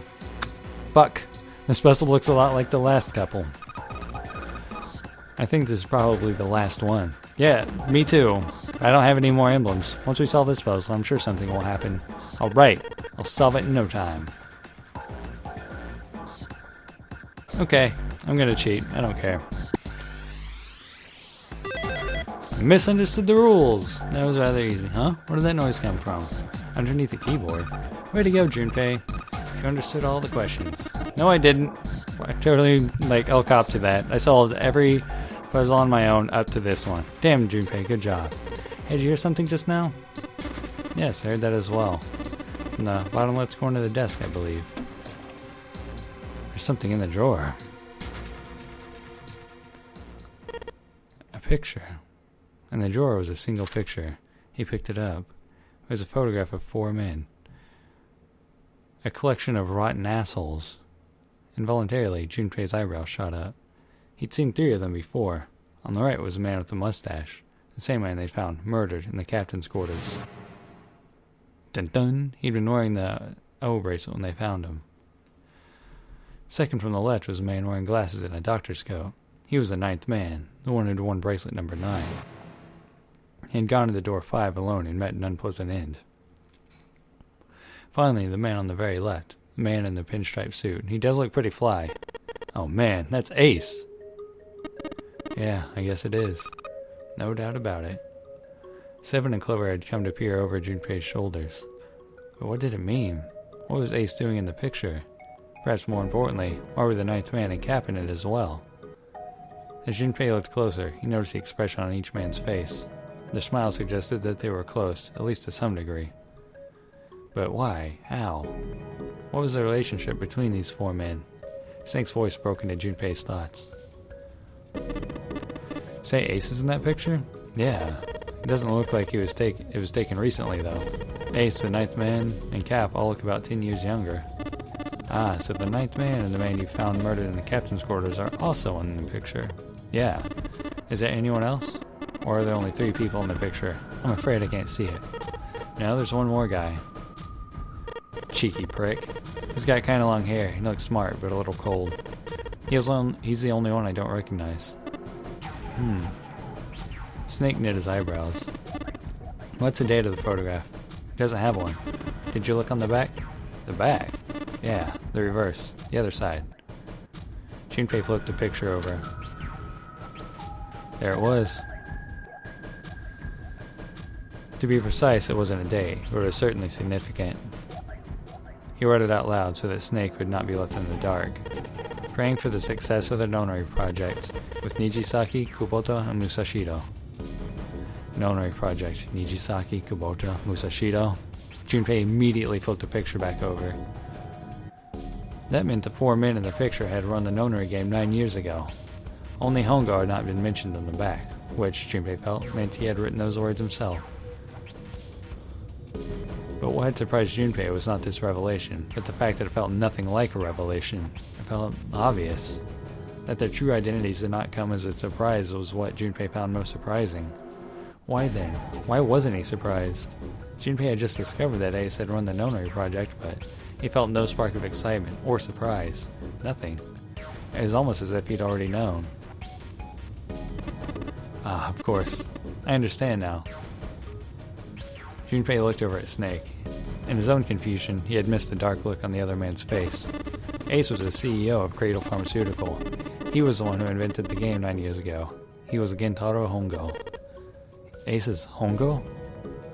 Even as he asked, Junpei felt as though he'd already known. It was as if someone had whispered into his head that yes, of course Ace was Hongo. I had my suspicions from the beginning. Their voices were familiar, too familiar to be a coincidence. I could never forget his voice. It was the voice of the devil. I couldn't be sure, though. After all, I had no way to check. I certainly couldn't ask him. Even if I had known, however, I would never have told you. Zero made it quite clear what would have happened if I did. Oh my gosh, I had no idea. Huh? I didn't know that Ace was Hongo? Yes, I suppose you wouldn't have. 9 years ago, you were in Building Q in Nevada. But Hongo is in the Gigantic with us. I know. That's why I didn't know what Hongo looked like. But why? Why didn't you tell me? I mean, I'm your sister, right? You could have told me. I'm sorry. I apologize for keeping this from you. But if I told you, Clover, you would have told everyone else. And if you did, then I would have been forced to tell them what happened 9 years ago. I had to prevent that. Clover and Snake's conversation wasn't of particular interest to Junpei. He still couldn't make sense out of his strange feelings of knowledge. He was trying to organize his thoughts when he heard Seven's voice. Hey Junpei, think I could borrow that picture for a sec? He had no reason to say no, so Junpei handed the picture over. Seven stared at the picture and began to mutter the 4 names of the project's leaders over and over to himself. Hongo, Kubota, Nijisaki, Musashido. His brow was furrowed and his face was flushed. Hongo, Kubota, Nijisaki, Musashido.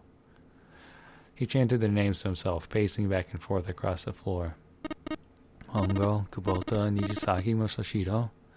Seven shouldn't have known their names. After all, he hadn't been there when Junpei and Snake had spoken of them in the library.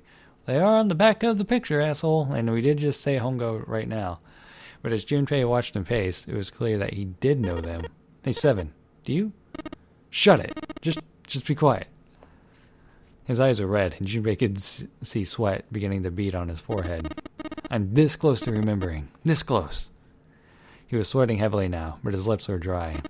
Hongo, Kubota, Nijisaki, Musashido, Cradle Pharmaceutical, Nonary Projects. Then he stopped. Seven set down the picture and looked at the red light near his feet. His eyes narrowed. Then suddenly his eyes went wide, and he shot up straight. Shit. What?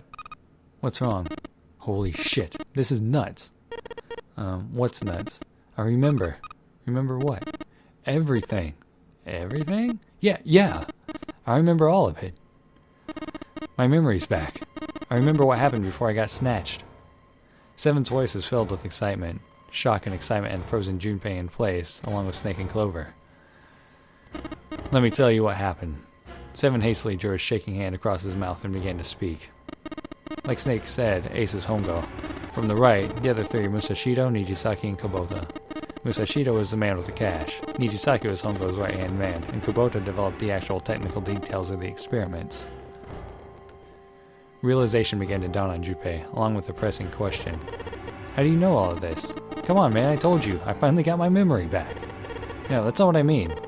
I'm trying to ask you why you knew all this stuff in the first place, before you forgot it. Seven rubbed a scar on his chin. You really want to know? Of course. Me too. Snake was the only one who didn't voice any sort of agreement. It looked to Junpei as if he was simply waiting to see where Seven's sudden recovery might take them. This is going to take a while. Hell, it'll probably take me a good 3 days to tell you everything. Well, we don't have 3 days. Just give us a short version, alright? Short version, huh? The big man pulled off his hat and scratched his head. He made a face and put his hat back on. Alright, fine. I'll give it a shot. No promises, though. Junpei and Clover nodded earnestly. Seven was a lone wolf detective who valued his own code over the rules, doing what was right over doing what you were told. That was why, on that fateful day, he'd gone with his gut and gone to the wharf at night on a slim lead. It was 9 years ago. The wharf had been dark and cold and foreboding. At the time, he'd been investigating a spate of kidnappings, all of them children. They'd all had one thing in common, a history of visits to one particular hospital. The hospital had been under the management of Cradle Pharmaceutical, and Seven's investigation had turned up evidence that Cradle had been involved in the kidnappings. After a little persuasion, he managed to finally get a real lead from someone inside Cradle Pharmaceutical. They told him that night, a ship was set to take the children from where they were being held to a large passenger liner docked offshore. Seven had, of course, gone to the wharf. Hidden in the shadows, he'd searched the harbor until at last he found the ship he was looking for. It's a fucking ship! There were a number of human shapes moving near the ship. There were men in black suits. Many of them were carrying large bags. The bags. There was something about the way they moved that as they were carried. There could be no mistake. There were human beings in those bags. He moved before he even realized he was going to. Out of the shadows he came, his gun already in his hand. He heard the words, "Don't move," but they weren't his. He felt the metal touch the back of his head. "Drop your gun," came the cold voice behind him. "I could kill you right now. It would mean nothing at all. I need only tie an anchor to your feet, and I doubt anyone will see you for perhaps a week or so. Is that what you'd like? The fierce here would be thankful for the meal." With the words, he felt the cold metal thing behind him press against his skull. Slowly, Seven crouched down and laid his gun on the ground. And suddenly, he felt a sharp pain in his neck. A needle. Was it some sort of drug? As he was thinking about that, Seven felt his face hit the cold concrete beneath him. He could feel the chill of it seeping into him.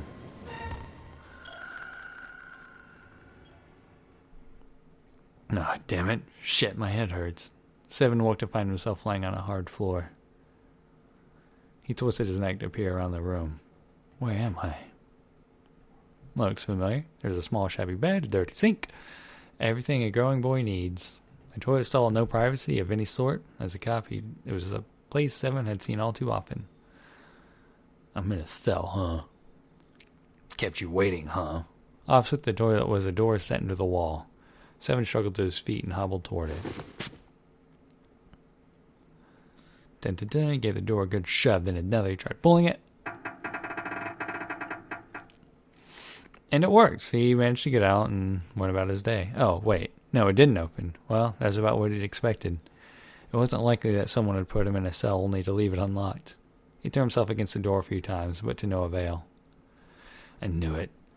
Seven grumbled to himself as he moved back toward the bed. He sat down. He sat there for a very long time. Just how long he wasn't sure. At last he began to nod off, and had nearly fallen asleep when he was roused by a distant voice. It's 9. The voice was far away, very far away. Seven couldn't understand what it was saying. Nonetheless, it was a voice, and a high one, most likely a child. His eyes shot open. Over there, gang. As he listened, he could pick out several different distinct voices. There were at least 5 or 6, possibly more. Where were the voices coming from? He looked down the room frantically. Perhaps the door? No, that wasn't it. That wasn't it? What go now? Was it coming from the left? Was it coming from under the bed? He grabbed the bed and flipped it up with ease. Oh, that face. All about that face. There it was. There was a hole for ventilation in the wall where the bed had been, covered with a metal grate. Seven lay down on his stomach and peered through the grate. He couldn't see anything, but it was too dark. Now that he found it, however, there could be no doubt. This was the source of the frosted flakes. Because they're great! I went there. For a moment he was confused. Why were there children nearby? Then he remembered what the man from the Cradle Pharmaceutical had told him. How a ship would take the kidnapped children from the wharf to a waiting passenger liner out in the ocean. Was Seven on that passenger liner? It didn't matter. What mattered was that he'd find a way to the children. Seven looked at the metal grate. Could he fit through that hole? He stuck his fingers through the grate and grabbed hold of it.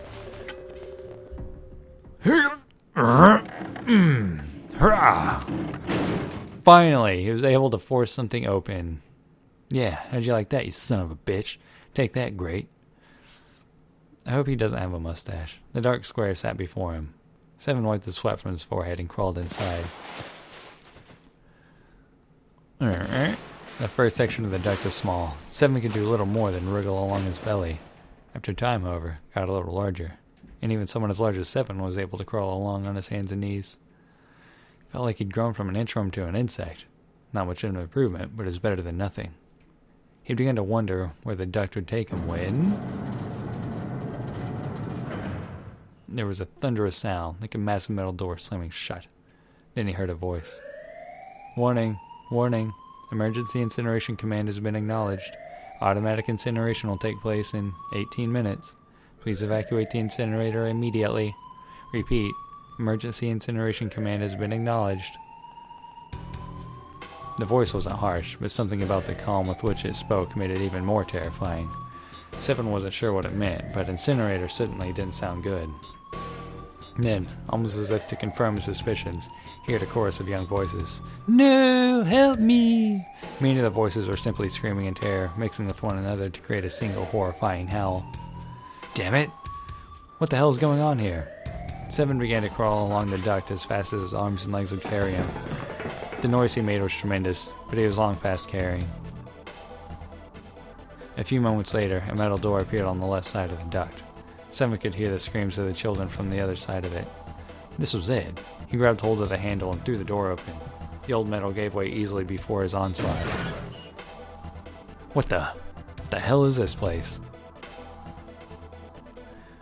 The room he was looking out into had a dome for a ceiling and 9 equally sized walls. At the top of the dome was an upside-down funnel. It looked almost like a chimney. Then he looked down. There they were. The children he'd been looking for. They stared up at Seven, the cry silenced for a moment by surprise and fear. Whether they were scared of the room or him, Seven couldn't tell. It was certainly possible that they were frightened of both. Not that I could blame them, running into a mug like this when they're already scared shitless. He permitted himself a short snort of laugh, and then turned to the children again. Don't worry, kids. I'm not your enemy. I'm one of the good guys. Not a single one of them moved. Except for one. Santa. He was a boy, slightly older than the others, in a private school uniform. Who the hell are you? As he spoke, he took a tentative step forward and gave Seven a suspicious look. I'm a detective. I'm here to rescue you. The moment the words were out of his mouth, he could see the children relax. How are you going to help us? The boy in the uniform asked. Where's the exit? Seven responded. There isn't one. The doors we came in through won't open, and the door over there... He cut himself off, considered something, then continued. Anyway, there's no point. We can't all get out of here. If we don't get out of here, we're going to be burned to death. Burned to death? Can't you hear it? The voice said the incinerator is going to start up soon.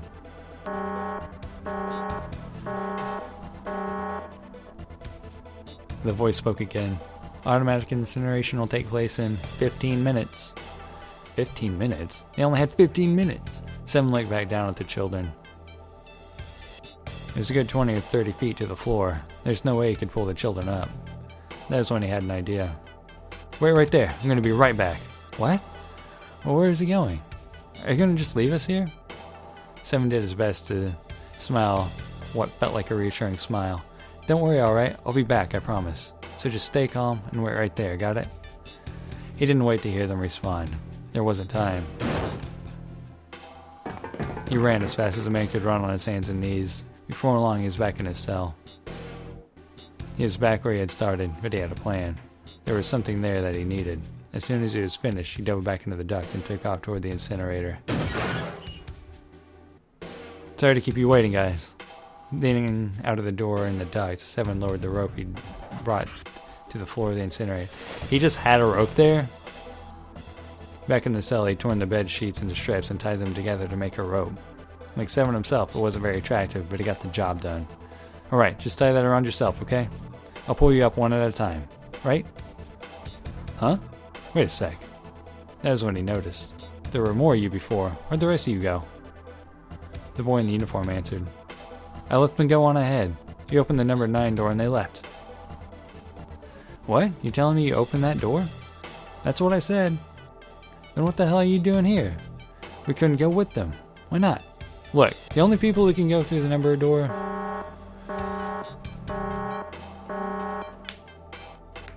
Automatic incineration will take place in 5 minutes. The voice reverberated against the walls of the room. Look, that can wait, alright? Just get us out of here. Right. Seven grabbed a hold of the rope. First up was a girl with a ponytail. Next was a girl with a red necktie, followed by a boy in a jacket who said he'd climb up on his own. The last up was a boy in the uniform. Like the boy in the jacket, he climbed up the rope himself. He looked scrawny from above, but his looks belied impressive strength. He scaled the rope quickly, but as he's almost to Seven, they heard the sound of someone knocking. All eyes turned to the door. Cut into it was a thick square window. On the other side, they could see a furious face. God damn it, what's going on here? Why is the room empty? Where the hell are those fucking kids?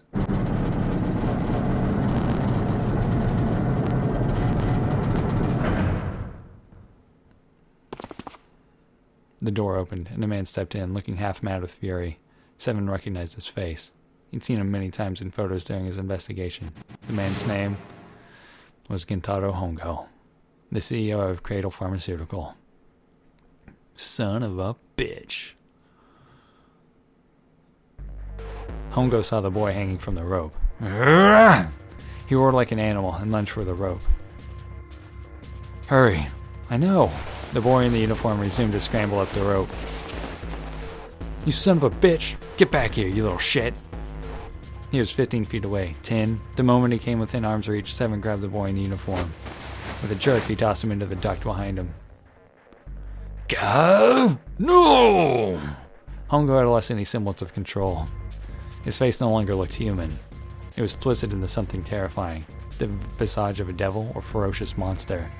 Seven quickly reeled in his rope, leaving a furious Hongo on the floor of the room, and crawled back into the duct. You fucking bastard! You don't get away with this! How dare you compromise this experiment? What experiment? Seven wondered. Stay toasty, broasty. Automatic incineration will take place in 1 minute. Hey, old man, what the hell are you doing? Hurry up!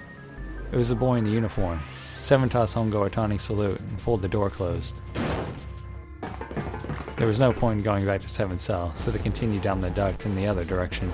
After 30 feet or so, another duct met theirs heading down. They nodded at one another, then turned and slid down the duct. A short time later, they crawled out to the duct and found themselves in a narrow hallway. There's a door on each side of it. The one on the left was a normal double door. The one on the right was a familiar thick metal door with black and yellow stripes and a device next to it on the wall. On the door was a plate that read incinerator. And that's where we were? Yeah, Hongo might still be there. It looks like it's been shut off though. What? If he's still in there? Yeah, that's not good. 7 grunted. Fine, the other door. Go into the other door, hurry. The children began to run, with 7 following close behind them. On the other side of the door was a large spiral staircase. Run, 7 shouted. They didn't need to be told twice. Up and up and up they went. Their feet pounded against the steps, and their arms churned in the air. Round and round and round they went, like a human tornado. The stairway kept going. They passed a couple of rooms that looked like dance halls, and the boy in uniform spoke. That's Snake! Something's up. Akane's not catching up to us. Akane? My kid's sister. The girl with the red necktie. Akane. That was strange. 7 didn't remember seeing that name in the list of children who'd gone missing. Hey, Akane! He kept his hands around his mouth and yelled. There was no response. Maybe we outran her. Suddenly, the boy in the uniform stopped short. 7 stopped too, as did the boy in the jacket and the ponytailed girl. When did we do that? Well, we passed a couple of big rooms on the way here. Maybe she took a rest on one of them. No, that's impossible. Sorry, Grandpa. You keep going. I gotta go look for her downstairs. He turned to go. Hey, kid, wait. God damn it, I said wait. The boy didn't even seem to hear him. Fuck. 7 spun around and yelled to the boy in the jacket and the girl with the ponytail. I'm going after him. You two keep going, alright? You got it? The girl nodded and began to run up the stairs. The boy, however, I'm going with you. 7 didn't have time to argue. Instead, he simply nodded and took off down the stairs. The boy in the jacket followed. They ran all the way to the bottom floor, calling for her. Akane was nowhere to be found. God damn it, where the hell did she go? The boy in the uniform couldn't hide his frustration. Help me! Somebody help me! It was a girl's voice. Akane! The boy in the uniform threw open the door and leapt into the hallway that faced the incinerator. 7 and the boy in the jacket followed. 7 couldn't believe what he saw. You fucking prick. Hongo grabbed Akane by the arm and was doing his utmost to force her into the incinerator. Come on, goddammit, move! No, I don't want to. Let me go. Please let go of me. She had planted her feet squarely on the floor and was doing her best to get away, but Hongo was much larger than she was. She wasn't going to win. Akane! The boy in the uniform shouted. He roared with anger and charged toward Hongo. You come back. Came back. Ha! You're a little too late, idiot. Hongo lifted Akane bodily from her feet and threw her, struggling, into the incinerator. Ah! Before 7 or the boy in the uniform could react, Hongo leapt through the door after her. They saw him land inside.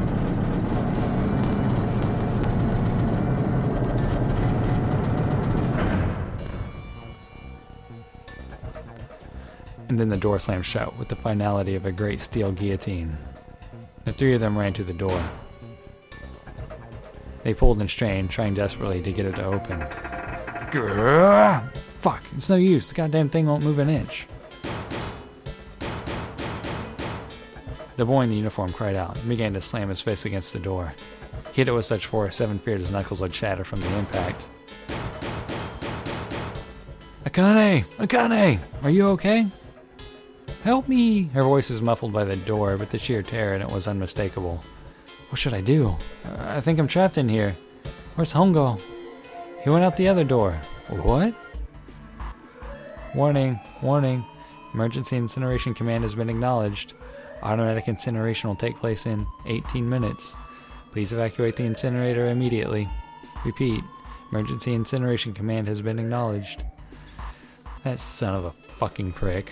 Are you fucking kidding me? 7 was at a loss. It was the same damn thing. Are you there? Akane's voice sounded close to tears. Yeah, we're here. Just hang on, alright? We're gonna figure out a way to save you. If she could have seen the bloodless face of the boy in uniform, his words would have seemed a little more than a sick joke.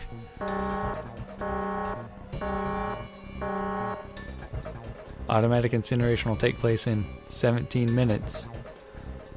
Please, please help me. I'm really, really scared. I don't want to die. Please, I don't want to die. I don't want to die. It's gonna be alright. I'll figure something out, I promise. I promise, okay? You hear me? I promise. They could hear muffled sobs from the other side of the door. The boy in the uniform tightened his fists. His knuckles were bloodless white. Seven could tell that he was holding back tears of his own. Well, that's fucked up. It was silent. All they could hear was the creaking of the boat as it shifted in the water. Better hurry up, because I've been recording for over 2 hours now. They waited and waited, but Seven didn't continue. What happened then? Junpei couldn't wait any longer. He had to know. Seven looked at the floor. Come on, man. Put yourself in my shoes. It doesn't end good. You think I want to remember that? Then, yeah. Shit. If I'd known it was going to be like this, I almost wish I hadn't remembered. Seven shook his head, but there was something Junpei had to know. Hey, are you sure? Huh? Look, I don't want to ask this either, but there's something I don't get. So if you could just tell me, did that girl Akane really... Seven stared straight ahead at nothing. Yeah, I'm sure. There wasn't anything we could do. After a while, the countdown ended. And we heard something burning. Even after the fire stopped, they couldn't move. Seven and the boy in the jacket simply stood where they were, frozen. The boy in the uniform collapsed, falling to the floor in a jumble of limbs like a puppet whose strings had been cut. A few more minutes passed. The door opened.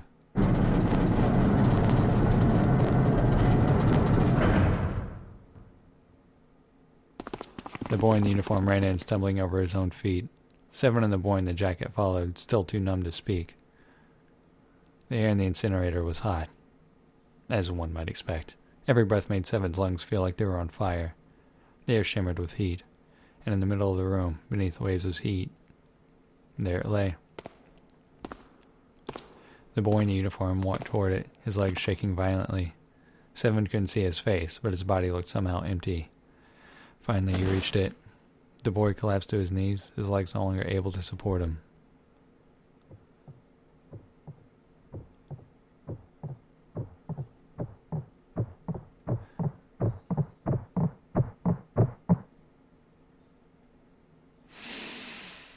Yeah,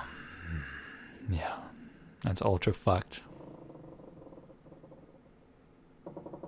Junpei felt a cold lump form in the pit of his stomach. A feeling of sickening anticipation washed over him. He could feel his body shivering. He desperately did not want to know the answer he feared he knew already, but he had to ask. He had to know for sure. Can I ask you one more thing? What? The girl, Akane. What was her last name? What does it matter to you? Just tell me, okay? Please. Seven looked at Junpei curiously and ran his tongue quickly over his dry lips. Kuroshiki. Her name was Akane Kuroshiki.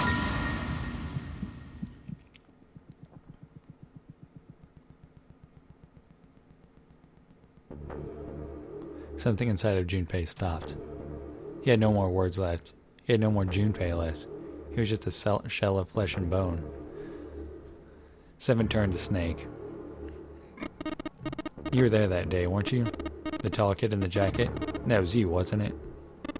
Yes, I was. You are correct, Detective. Junpei's mind was blank, withdrawn from the world.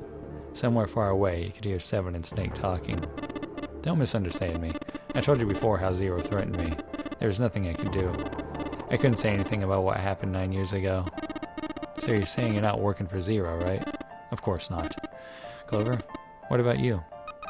Hey, come on. You really think I'm working with Zero? I told you before, you idiot. I was in Nevada in Building Q. I didn't hear that a detective rescued the kids on the boat, but I didn't know it was you. Their surprise seemed to be genuine. Seven regarded Clover for a moment and rubbed his chin thoughtfully. I guess I believe you. Clover nodded. Alright, let me ask you another question. He stuck his hands into his pockets and took a few steps. Then he stopped and turned to face him again. Sam's real name is Aoi Kuroshiki. He's Akane's brother. You know that? No, I didn't. Did you? Well, yes, I know Aoi Kuroshiki was a brother, but I didn't know he was Santa, at least not from the beginning. 9 years ago, he was in the middle of puberty. His voice is entirely different now. I'm ashamed to say that even my exceptional hearing wasn't able to make that connection. As such, I had no reason to think Santa was Aoi. When did you figure it out? A short time ago, Clover told me that Santa might have been one of the subjects on the initial experiment. When she told me that, I had a feeling. Santa is Aoi? Akane Kuroshiki, Jun's brother? The spark caught flame in Junpei's leaden mind, and the fog began to clear. Like an engine beginning to turn, images and thoughts began to coalesce in his mind, coming faster and faster, forming bigger images, bigger thoughts. Junpei blinked. He was back. There's still a lot we don't know. I mean, like, a lot. But there's one thing I think we can say we know. What's that? The body we found in the shower room had to be Nijisaki, dressed up to look like Snake. What? Come on, man. What kind of detective are you? You didn't figure that out already? Hey, go easy on me, man. I just got my memory back, alright? Cut me some slack. Well, if he is, the 3 murders make sense then, don't they? Yeah, that's right. Murder. Kubota blew himself up. That was murder too. So where did these murders take place? If Junpei is correct, and the body in the shower room was Nijisaki's, that means all of the people who were murdered were involved with the creation of the Nonori project. Kubota, the person who conducted the actual experiments. Nijisaki, Hongo's assistant. Musashido, the man who financed the project. You mean this was all just revenge? Santa is Zero? He's getting revenge for the death of his sister. No, I don't think Santa actually murdered anyone. In fact, Junpei didn't think, he knew. He couldn't explain why or how, but he had no doubt Santa had killed no one. Perhaps the madness of the last several hours was finally driving him insane, but Junpei had ceased to be surprised at his sudden knowledge, and had even begun to accept it. If I'm right, then it's not hard to figure out who the next victim's gonna be, is it? I'm pretty sure I don't have to tell you. Snake, Clover, and Seven all nodded. The next target will be Gentaro Hongo, the person who planned the Nonori project. In other words, Ace. There was a moment of silence. And then the room shook. From far away, they heard the sudden rush of water. Time to move your ass! Whoa, what the hell's going on here? It must be 6 a.m. Our time is up. Shit. Come on. We need to get out of here. How? In the drawer that had held the picture was a key card. Junpei grabbed it. I'm betting this sucker opens the exit. Come on, let's go. Shit, you don't gotta tell me twice. Key card with a 0 in the middle of it. 0, 0. God damn it. Zero's just screwing with us, isn't he?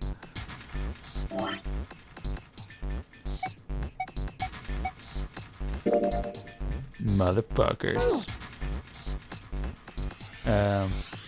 Yep.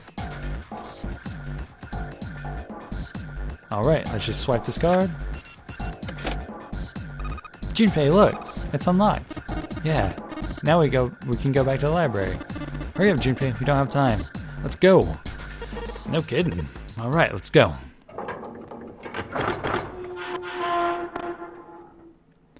Nothing like a sudden rush of water to light a fire under your ass, eh?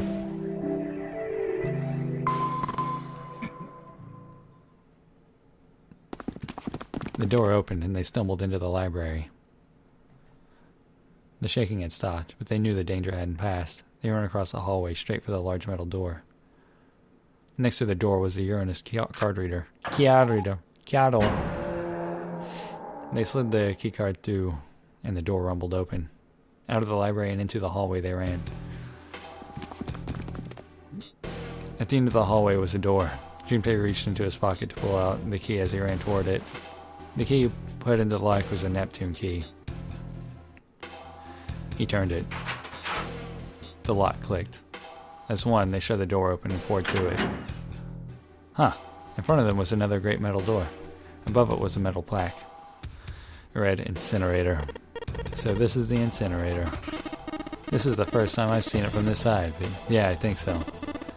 And there ought to be a lever near the door. Yeah, right here. Junpei ran up to it. Pull that and the door should open. Got it. As he spoke, he pulled the lever.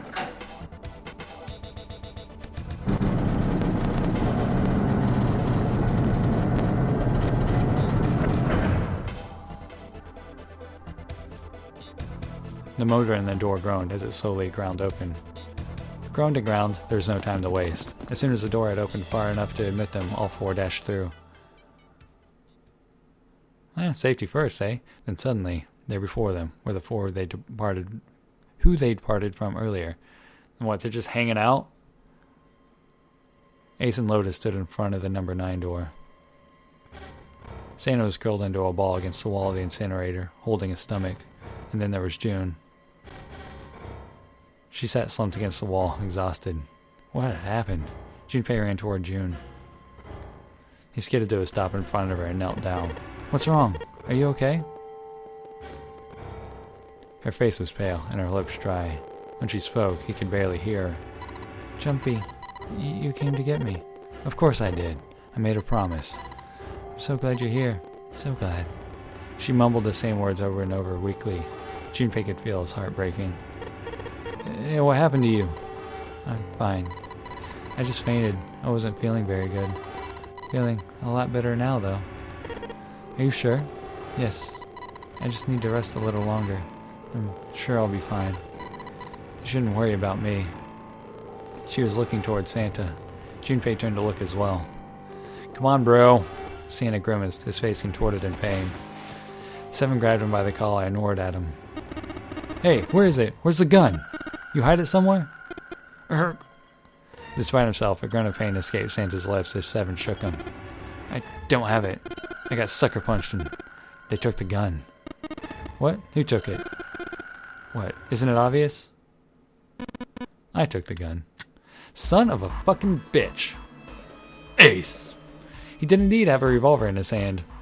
It was pressed against Lotus's temple. Ace had her pinned to him with the other arm, and she was shaking visibly. Her fiery attitude was gone, replaced by fear. She didn't dare speak. There was sweat on her forehead, and when her eyes weren't flicking up to the gun pressed against her, they seemed to desperately want to say something. Just what the hell do you think you're doing, Ace? Or maybe I ought to say Gentaro Hongo, CEO of Cradle Pharmaceutical. Ace is a lot shorter. Let's stick with that. Seven's deep baritone rumble shook the walls. Ace sneered. You have met me at a disadvantage, or you have me at a disadvantage, and I don't like that. You know me, but I don't know you. Do you have any idea how much I've suffered? Can you even begin to understand my pain? The pain of prosopagnosia, right? Junpei's voice was casual, or at least it was trying to be. Another irritating insect. And how do you know that, Junpei couldn't say. He just knew. Another unexplainable mystery. No matter. If you don't want to answer, it makes no difference to me. This is a waste of time anyway. It's time for me to go. Behind Ace, Junpei could see the red. It was placed in a small indentation on the wall. Quickly, Ace placed his hand on the scanner. It beeped, and he forced Lotus's hand onto it as well. Then, at last, he reached into the pocket of his jacket. He pulled something out and pressed it against the panel. The third asterisk appeared on the red. The thing he had used for the final verification was a bracelet with the number 9. It had belonged to the first man to die, Kubota. Yep. I believe I've won this game. His smirk made Junpei's blood boil. I've had quite a time playing with you. I must thank Zero, I suppose. Wait. Something was about the way he'd spoken. Did Ace not know who Zero was? Junpei's eyes flicked toward Santa. He hadn't moved since they'd entered the room. Santa was still holding his stomach and groaning as if in immense pain. Junpei wasn't sure if it was real pain, but he wasn't sure it wasn't either. What the hell did Santa have up his sleeve this time? At any rate, this game ends now. I will escape, and the recipe will have a slightly less pleasant ending. I suggest you enjoy your final moments. Goodbye. Wait! Ace, of course, paid no heed to Seven's request, and laid hold of the lever on the red. With a sickening sense of finality, he pulled it.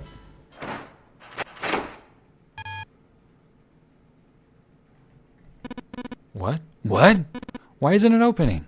Lotus tried to take advantage of Ace's confusion and managed to twist herself out of his grasp, but at the last second, he grabbed hold of her wrist and shoved her onto the red. He waved number 9 bracelet over the red, then his own bracelet as well. He pulled the lever a second time. Bum rush the motherfucker. No! What is this? Why? The digital root should be 9. It has to be 9. And why isn't it opening? Number 9 isn't actually 9. Ace's fury and confusion had overridden all other thoughts. He had set down the revolver. It was just below the red. 7 chose that moment to act. He moved far faster than the man of his bulk should have been able to, and he launched that bulk straight at Ace.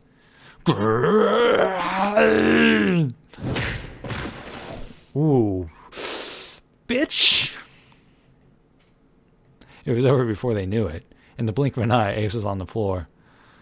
Yo, suck a dick, motherfucker. He rolled onto his side, groaning in pain. Lotus ran straight for Junpei. Why? Oh, she darted around and behind him and stuck her head out, making sure to keep Junpei between herself and Ace. What a lady. Phew, that was close. Too close. Thank you, 7. Don't mention it. 7 stood over Ace, his breathing slow and heavy. Might I mention the gun? Just one punch ain't enough for this piece of shit. That's what he did 9 years ago? I had to rip him to pieces. But if a suspect can't talk, they ain't much good. Once he's locked up in a cell, we're gonna have a little chat. 9 years ago. Ah, then you must be. Yeah, finally figured it out. Dumbass. Ace planted his hands on the floor and shook his head. He still got a knife. Junpei walked toward him. He stopped and looked down at Ace, with pity on his face. Ace, you killed Kubota, Nijisaki, and Musashido, didn't you? Wait, Nijisaki? He peered at Junpei, genuinely confused. Oh, right. You don't know yet. Alright, we'll just go through them in order then. Let's start off with Kubota. You talked to Kubota and managed to convince him to go into door 5 alone. You killed him without making it look like you killed him. The way I figure it, you had 4 motives. 1. In the Nonra game, the number 9 was dangerous. Whoever had the number 9 bracelet could join whatever team they wanted. You could add 9 to any number, and the digital root wouldn't change. Yeah, I know. In other words, number 9 could do whatever they wanted. Ace had wanted to remove that threat as soon as possible. 2. Ace had also wanted to have the number 9 bracelet himself so that he could make use of its power. In fact, he later made use of it in the murder of Nijisaki. 3. Where's 3? Yeah. Even if his number had been different, Kubota presented a problem for Ace. Kubota had known Ace's past. He knew what happened 9 years before. Before he told anyone, Ace had to silence him. 4. But last and perhaps most disturbing, Ace had used Kubota as a test. He wanted to know how serious this Nonra game was. Was it truly life or death, or simply a harmless prank? He convinced Kubota to break the rules so that he might see what happened. That was why he killed Kubota, but he was only the first. Next was Nijisaki. While everyone was off looking for the missing part for the red, you entered the Nijisaki near the big hospital room. However, because of your prosopagnosia, you didn't realize he was Nijisaki, chiefly because when you met him, he was dressed like Snake. That was when you thought Nijisaki was Snake. No, it's not. That was Nijisaki? Why? How did... I'll get to that. Anyway, you thought he was Snake. Snake was one of the kids in your experiment 9 years ago. You remembered him because he was the blind kid. But his presence made you think. Snake was one of my subjects 9 years ago. He probably hates me. But if that's true, why isn't he saying anything? Is he keeping quiet because he can't see? Or perhaps he's working with Zero to get revenge on me. Whatever the reason, anyone who knows my past is a threat. Before he tries anything, I need to get rid of him. That was when you decided you had to kill him. The murder weapon was Kubota's bracelet. You just waited over the red, verified your own number, and then grabbed Nijisaki's arm and forced it over the scanner panel. When the door opened, you kicked him in. 9 seconds later, the door closed.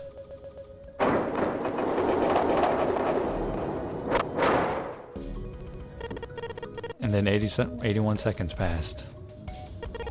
And poor Nijisaki was dead. Then you mean to say Snake is still alive? I'm sorry to disappoint you, but I'm as good as new. Thank you for killing the wrong man, but I can't say I like knowing that you wanted me dead. Although, to be honest, even if you hadn't tried to kill me, I would still hate you very much.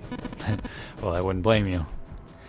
Ace's self-derision was frustrating, but Junpei kept his emotions in check and continued. Last but not least, let's talk about Musashido's death. When Clover and I were investigating the chart room, you came over to talk to me. Do you remember what you said?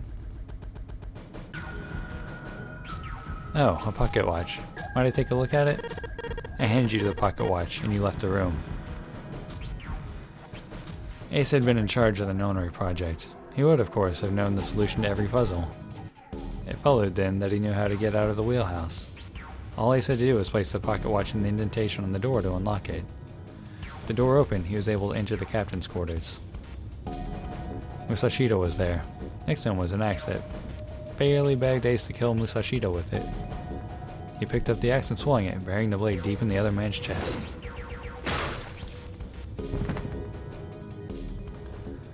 One blow was all it took.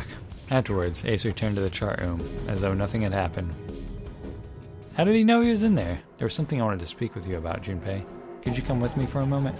With no reason not to, Junpei followed Ace to the wheelhouse. When they reached the wheelhouse, Ace slipped his hand into Junpei's vest. He pulled out a piece of paper. The piece of paper Junpei had used to cheat during the vote. But it wasn't the piece of paper that Ace was after.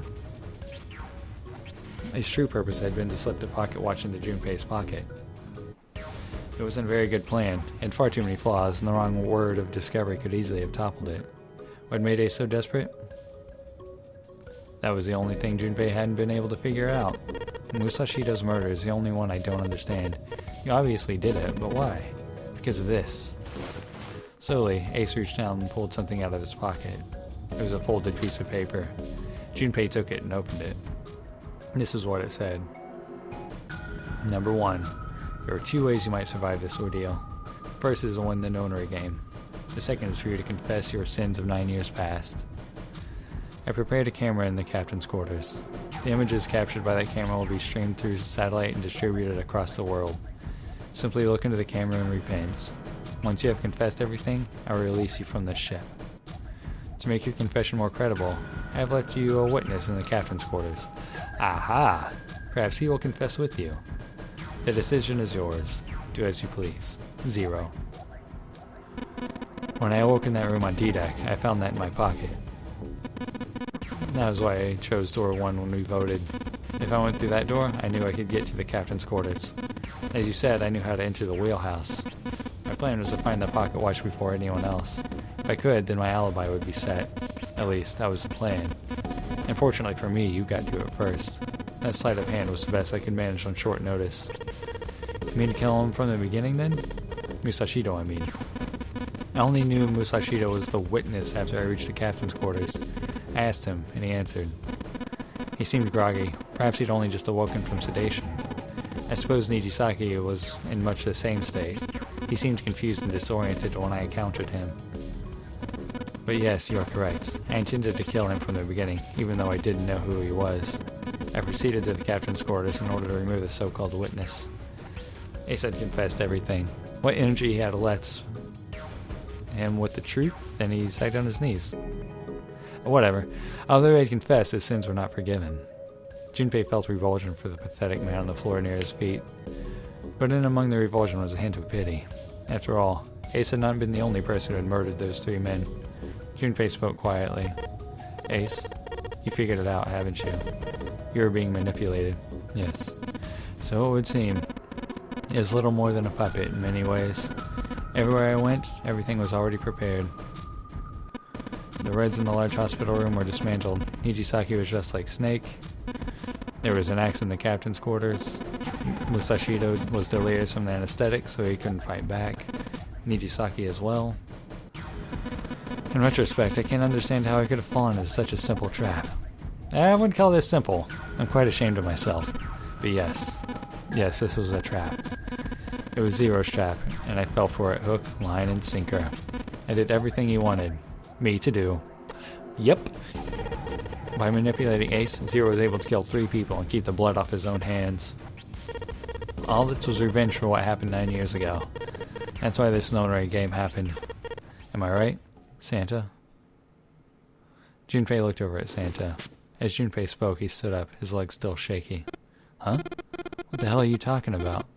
I don't know any. Ain't no point trying to play dumb anymore, Santa. Actually, I guess I should call you Aoi Kurashiki, huh? Seven's face was sad as he spoke. My memory came back, kid. Dear Aoi Kuroshiki, no doubt about it. Never thought I'd be back in this room talking to you. But hey, I guess it was all part of your plan, right? After all, the person who played the Nonary game this time around was Zero. And Zero's you. Looks like you really do have your memories back, huh? Santa's smile was sarcastic and something else. Well, I guess there's no point in hiding it then, huh? Yeah, you got me. I'm Aoi Kuroshiki. I was one of the kids in the Nonary game 9 years ago. I made it out. So did Snake over there. But there's one thing. I guess there's two things you got wrong. Number one, I ain't Zero. What? Wait, what? Sure, I was helping Zero out, but I'm really more of an assistant. Like a secretary. But an assistant's only an assistant. I didn't come up with all this. All I did was follow Zero's orders. Then, if you're not Zero, who is? Calm down there, Junpei. Didn't I say two things? You made one more mistake. Junpei, you just said, all this was revenge for what happened 9 years ago. That's why this Nonary game happened. But that's not it. Revenge isn't the only purpose. There's another reason you guys were playing the Nonary game. To save someone. Save someone? Right. You were brought here to help my sister. To save Akane. What the hell are you talking about? Akane Kuroshiki died 9 years ago in this room. I was there, I saw it. Suddenly, Seven froze. His eyes went as wide as a dinner plate, and he spun around toward June. Junpei followed his gaze. She was gone. Where June had been, there was nothing. What the hell? Where is she? Where's Akane Kuroshiki? Seven began to mumble to himself, a strange series of words strung together as if his mind wasn't functioning properly. His face was twisted with effort, as though he were struggling with something they couldn't see. He gritted his teeth and pressed his hands against the sides of his head. My head, it feels like it's gonna pop. He groaned and fell to his knees. Seven, what the hell is going on? I don't know, I just swear to God my head feels like it's about to explode. From somewhere far away, they all heard a deep, heavy noise. It sounded like a tremendous wheel slowly beginning to turn. Santa seemed to have entered an almost trance-like state. His words were calm and measured. What was the Nonary project? I'm sure you know already, but I'll tell you one more time. It was a project designed to test a particular phenomenon. And what was that phenomenon? For two organisms to communicate with one another in the absence of physical contact. The morphogenetic field theory? Could human beings use these invisible fields to exchange information? That is what this experiment was conducted to determine. There were two separate locations. One was the Gigantic, and the other was a building in Nevada called Building Q. Building Q had been built to replicate exactly the interior of the Gigantic. The 9 children trapped in Building Q were faced with numerous puzzles, copies of identical ones on the Gigantic. They were told to send their answers in the morphic field set and transmit them to their brothers and sisters on the Gigantic. The transmitters were put in Building Q and the receivers were put in the Gigantic. Each sibling pair was supposed to be split up, but there was a mistake. Akane was a transmitter. She should have been in Building Q, however. For some reason, she was placed on a Gigantic with the receivers like me. Perhaps she was mistaken for someone who was supposed to be in Group A. Whatever the case, Akane ended up on the Gigantic. I think I've told you enough. You get it, don't you? Pretty sure you know where this is going, Junpei. Where was it going? Don't play dumb. You know things you shouldn't, things you couldn't. How did you know Ace had prosopagnosia? How did you know why Ace wanted to kill Kubota and how Nijisaki was killed? Were you surprised when you found out Ace was Hongo? And what about the coffin Snake was trapped in? How the hell did you open it? Well, the answer to that is easy. He knew because I knew. Junpei was receiving information that I sent to him through the morphic field set. It's simple, really. How do I know the alternate futures then? Imagine a river that splits in two, like an upside-down Y. The river flows from top to the bottom, from a single stream into 2 branches. It only flows in one direction. It can never flow backward. Information is the same way. It moves from the past to the future, but never flows backward. That's why people at the river's source in the past will never know about those downstream in the future. But the people downstream will never know about the one another either. Information only flows along the path of the river. But I am different. I can manipulate the morphic field set to collect knowledge from the future.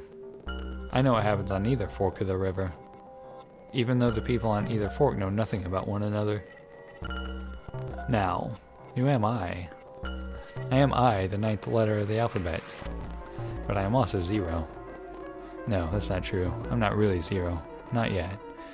Perhaps you could say I'm less than 0. 0 is my future. In 9 years, I will be 0. What the fuck? Where did she go? Wait, was that Akane from the past? June. No, Akane. Where did you go? Santa. Why is Clover... Oh, shit. Freeze. Don't shoot him in the head. Shoot him in all of his limbs. Santa's got the... Oh. Santa's got the gun. Guess he picked it up when you weren't watching. Looks like he's turned the tables on Ace, though. Wonder how he likes having a gun to his head. Get up. Sure isn't about to take that gun off him for a minute, is he? Mm-hmm. Ace isn't putting up any kind of fight. I mean, I don't think I would either, but he just looks trained. I guess he's going for the door, huh? He doesn't need to verify to go through that door, but... What's your plan, Santa? What are you doing? He can't get through any number of doors with just 2 people. What the hell is he thinking? Didn't I tell you? I'm Santa Claus. It's time for me to go make a wish come true. That's it? That's all he's gonna give us? What the hell does that even mean? Shit, they're out.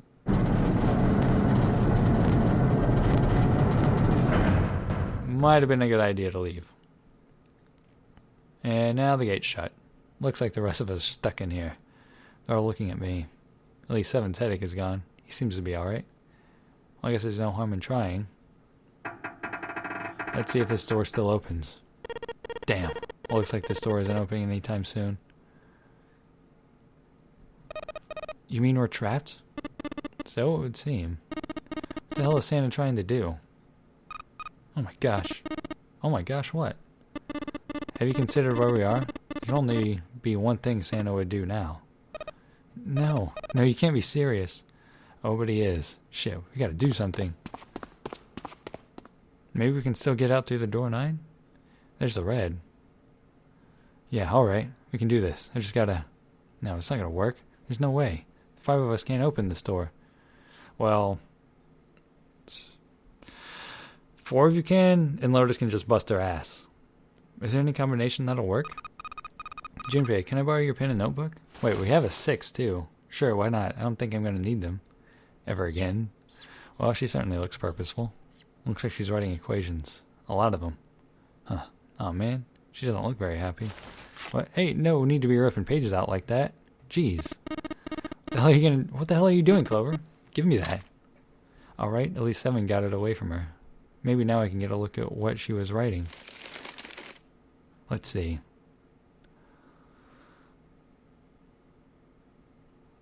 Yep. Shit. Then there's no other way. Lotus. Looks like she figured it out, though. Man, this is just too cruel. It's okay. Go. Lotus. Come on, you know we can't do that. No, don't give me that. I'm sure you'd love to get rid of me. God damn it, you idiot. Whoa, where the hell did that come from? Looks like she expected that about as much as I did. If you're not... Look, it'd be bad, alright? For a cop, he sure doesn't have much confidence. Bad? Yeah. If there weren't assholes like you around, I'd be out of a job. Huh? Look, I'm just not leaving you behind, alright? End of story. 7. He's right, I'm not leaving you either. Me too. You don't honestly think I'd abandon you, do you? You're all idiots. Act as tough as you want, Lotus. We can all see you're about to cry. That being said, however, I doubt we'd be able to open the door anyway, even if we were to leave Lotus behind. Huh? Why? I trust you remember what happened to Ace.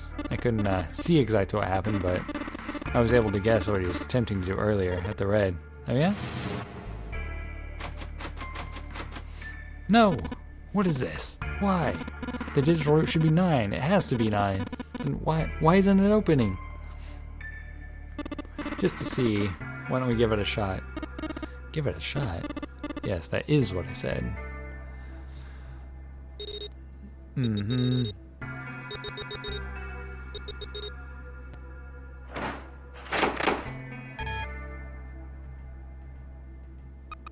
You were right. It ain't opening. But it did open 9 years ago. The digital route was 9 then, I'm sure of it. Think maybe they changed the settings? Perhaps. Shit. If we can't get through that door, we can't get out. The walls are way too high. There's no way in hell we could get to that hole 7 popped out of 9 years ago. All we can do is stand here and stare at this door with the 9 on it. I guess this is it. This is the end. Well, if everybody but Snake, and we get Cappies in there too, maybe that will work. I was watching. I had watched everything that was reflected in his eyes. I was listening. Every sound that vibrated in his eardrums I heard. Smell, taste, touch. I felt everything he felt. I knew. I knew everything about him.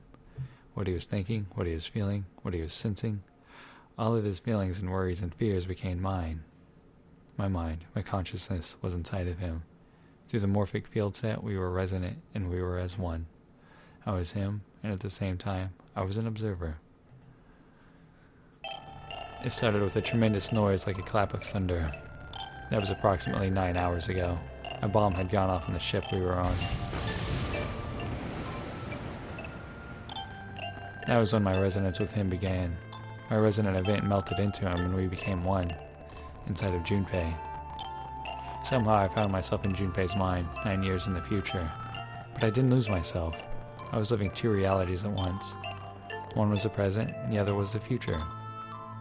Perhaps you can think of it as 2 movies showing on the same screen at the same time. Eventually, it becomes difficult to separate them and determine which movie is which. However, if I concentrated, I was able to focus on one or the other. That was why I was able to grasp what was happening in front of me. Come on, over here! That was my brother, Aoi. He was screaming. I followed him. Around me were 7 other children. They all looked like they were about my age. Come on, hurry up!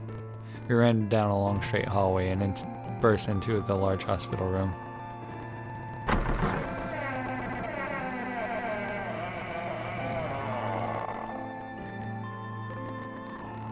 Everyone was arguing. 2 of the boys got in a fist fight. A girl watching them began to cry. I want to go home, she cried. I want to go home. Another girl slapped a crying girl and glared at her. It has been 2 hours since the Nonray game began. We were starting to fall apart. But just when all hope seemed lost, Light started talking. He was blind. Wait, what? Was he... What's her... Now, she would know if that was her son. He was blind. 9 years later, we would call him Snake. Hello, everyone, yes? Could you come over here for a moment? He was older than most of us, and his voice had authority and dignity. The fight died down, and we gathered around him. I have a little sister. She is very important to me. Right now, she is over in Building Q and is desperately trying to send information over to me. Her name is Clover, and today is her 9th birthday. As he spoke, he pulled something from his pocket. In his hand were 9 4-leaf clovers. I was going to give these to her as a birthday present. I was outside picking them when I was abducted. I'm sure I've already told you, but I am blind. For a man who can't see, collecting 9 of a very specific plant is, well, it's difficult. But my sister means a great deal to me, and I hoped that these would show her how much I cared for her. Since it's her 9th birthday, I thought 9 4-leaf clovers would be appropriate. Every one of you has a brother or sister in Building Q with Clover. For their sake, we have to survive. We have to get off this ship. Do you understand? If we're going to do that, there are 3 things you have to remember. We need trust and love, and we have to have faith in one another. If we can take all 3 of those to heart, then I promise that good luck will come our way. Did you know that the leaves on the 4-leaf clover mean faith, trust, love, and luck? Those words are leaf words. So if you believe what I've told you, and you understand, then I want you to each have one of these. They're a promise between friends. He gave a clover to each of us. I took one too. Eventually, he was left with only a single 4-leaf clover. He had one last thing to say. Now, don't ever forget, as long as you have that, we will always be connected. Do you understand? When he finished, the tension of only a few minutes before was gone. We were calm.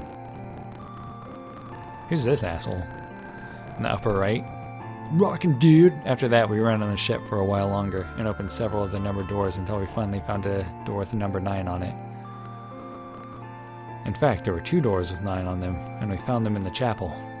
We split into 2 groups and walked through the doors.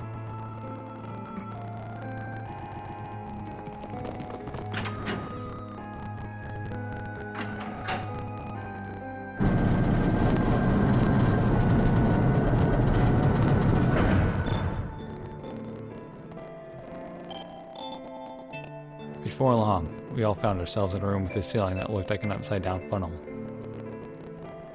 For some reason, this room had another number 9 on it, but this time it was the only one. But if there was only one door, that meant only 5 people could escape. At once! What are we going to do? There aren't any other doors. We began to panic. Then, as if things had not gotten bad enough already.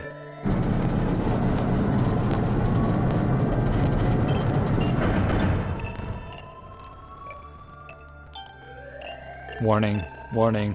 Emergency incineration command has been acknowledged. Automatic incineration will take place in 18 minutes. Please evacuate the incinerator immediately. Repeat, emergency incineration command has been acknowledged. What? What's happening? What did that thing say? That didn't sound good. My brother always swallowed hard and answered, I think it means this room is gonna burn. Burn.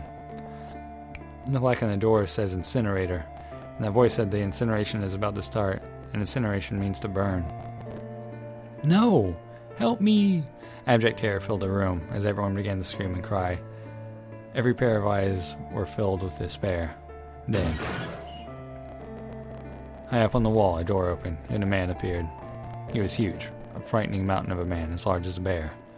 9 years later, we would call him 7. Don't worry, kids. I'm not your enemy. I'm one of the good guys. I'm a detective. I'm here to rescue you. The rest happened just like 7 had said it did. The 4 of us who'd stayed behind were saved by 7. We crawled through the vent away from the incinerator and slid down into the hall. We came out on the other side of the door 9. On the wall opposite the door was a set of double doors. We went through those and began to run up the spiral stairs. As we ran, I led the way. Behind me were Nona, my brother Aoi, Snake, and 7. The other children, the ones who'd gone through the door 9 before us, were up ahead. I could hear them cheering each other on. We ran and ran and ran. We leapt across as many stairs as we could and kept running. The stairs spiraled upward like a tornado. Eventually, I pulled ahead of the rest. Perhaps Nona had slowed them down. I didn't want to lose them, so I slowed down as well. I didn't stop, but I glanced over my shoulder from time to time to see if they had caught up. That was when I realized, oh no, where is it? Did I drop Jumpy's present? I knew I had it with me when we passed through the vents. Then, had I dropped it when we slid out? Oh god, I had to go back. I had to. But I knew I couldn't tell the others. They would stop me, I was sure of that. I didn't stop to think, I simply moved. I ran to the central hall, the room that connected to all the other areas of the ship, and hid in the shadows, and moments later I felt a run of wind as they ran past me up the staircase. Idiot! Idiot! I waited until they were out of sight, and then I ran. I moved as quiet as I could, down and down and down. Finally, I reached the bottom deck. I ran into the hallway and looked around frantically. There it is! It was just where I thought it would be, sitting under the opening of the vent. I ran over and snatched it from the floor, but as I ran back towards the stairs and freedom,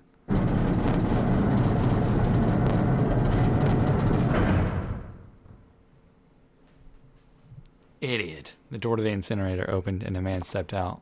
It was Hongo, Gentaro Hongo. 9 years later, we would call him Ace. Ah, how wonderful to see you decided to come back. His smile made my blood run cold. It looked mechanical, as if someone had simply pulled up the corners of his mouth. Come with me. We must continue the experiment. I shook my head, eyes wide. Slowly, I began to walk backwards. 1 step, 2 steps, 3 steps. Then I spun around and broke into a run. I felt Hongo's hand close over my left wrist. I said, "Come with me!" There was an edge of insanity to his voice now. I pulled hard as I could. As hard as I could. No, I don't want to. Let me go. Please let me go. Let go of me? I shook my body and filled my arms, trying desperately to get Hongo to let go of me. But I was still only a child. I was no match for a man like Hongo. Stop struggling, goddammit. Do as I tell you. He heaved on my arm, trying to pull me to the incinerator. I screamed, "Help me! Somebody help me!" Then suddenly, Akane! The door to the stairs flew open, and my brother Aoi burst out of it. Behind him came Seven and Snake. Akane! He cried my name again as he leapt toward Hongo. You came back, I cried out. Ha! You're too late, idiot. Hongo threw his full weight against my arm, pulling us both into the incinerator. Ah! The force of it threw me to the floor. I scrambled to my feet and looked toward the open number 9 door. Hongo stood between it and me, but behind him I could see my brother, his fists clenched. But those fists never reached Hongo.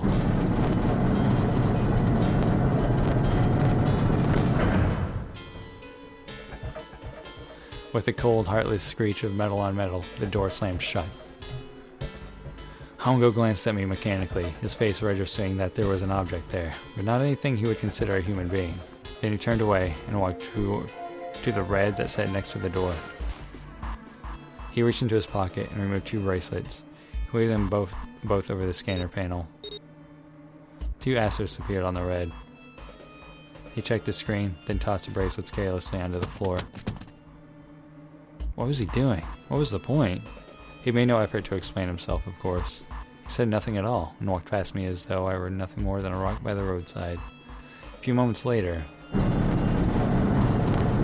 Yeah, why are you just sitting there in the fucking incinerator, you ass? You idiot! The double door slid shut as well. Faintly, I could hear someone pounding on the door behind me. I turned around and ran toward the door at the 9. Akane! Akane! Are you okay? I could hear a voice from the other side of the door. Worried, frightened voice. Help me! My throat was already raw. Mine too. I've been speaking for nearly 3 hours. But I screamed as loud as I could. My voice echoed lonely around the empty room. What should I do? I think I'm trapped in here. Where's Hongo? He went out the other door. What? Then it started again. Warning, warning. Emergency incineration command has been acknowledged. Automatic incineration will take place in 18 minutes. Please evacuate the incinerator immediately. Holy shit. Man, I knew what I was going to say, but that's one hell of a creepy voice. I knew it. It's starting. Santa started the incinerator. Fuck. Man, I never thought I'd hear that damn voice again after 9 years. What the hell? What the hell? What are you two talking about? Or you? It's 9 years this and 9 years that. And when it's not 9 years something, then you're talking about some sort of fucking experiments. Some sort of fucking experiments. What in God's name are you talking about? You aren't making any sense. I'm sorry, Lotus, but we really don't have the time to explain it right now. I promise, I'll tell you everything once we get out of here. But, better bust that ass. It'll take place in 17 minutes. You know what that means, right? Incinerate means burn. What kind of idiot do you think I am? I know what incinerate means. Well, God damn it. Okay, fine. I won't ask anything else. Talk about whatever you want. You have to do something for me. 7? Figure this out. What? Why me? Just shut up and stop this thing. How the hell? There has to be some sort of emergency shut-off button. There isn't anything like that. How the hell do you know? Because I looked for it 9 years ago. Yeah, Lotus isn't happy about that. Can't really blame her. Wait. The floor, it's moving.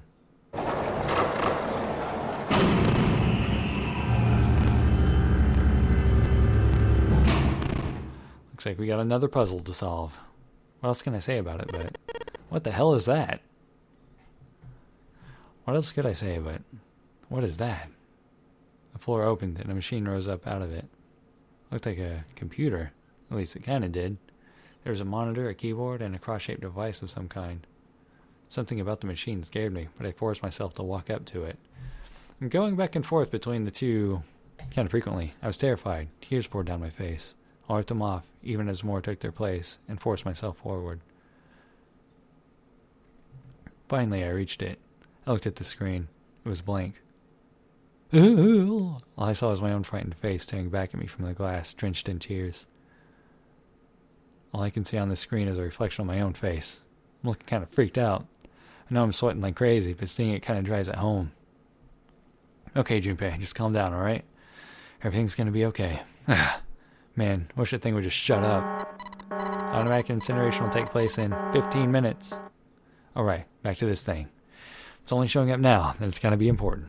Well, what the hell am I supposed to do with it? Hey, move! Yeah, you got it, Lotus. God, hey, we're all tense, lady. That doesn't mean you get to shove people around. Okay, it's turned on. There's nothing on the screen, though. This is bad. This is really bad.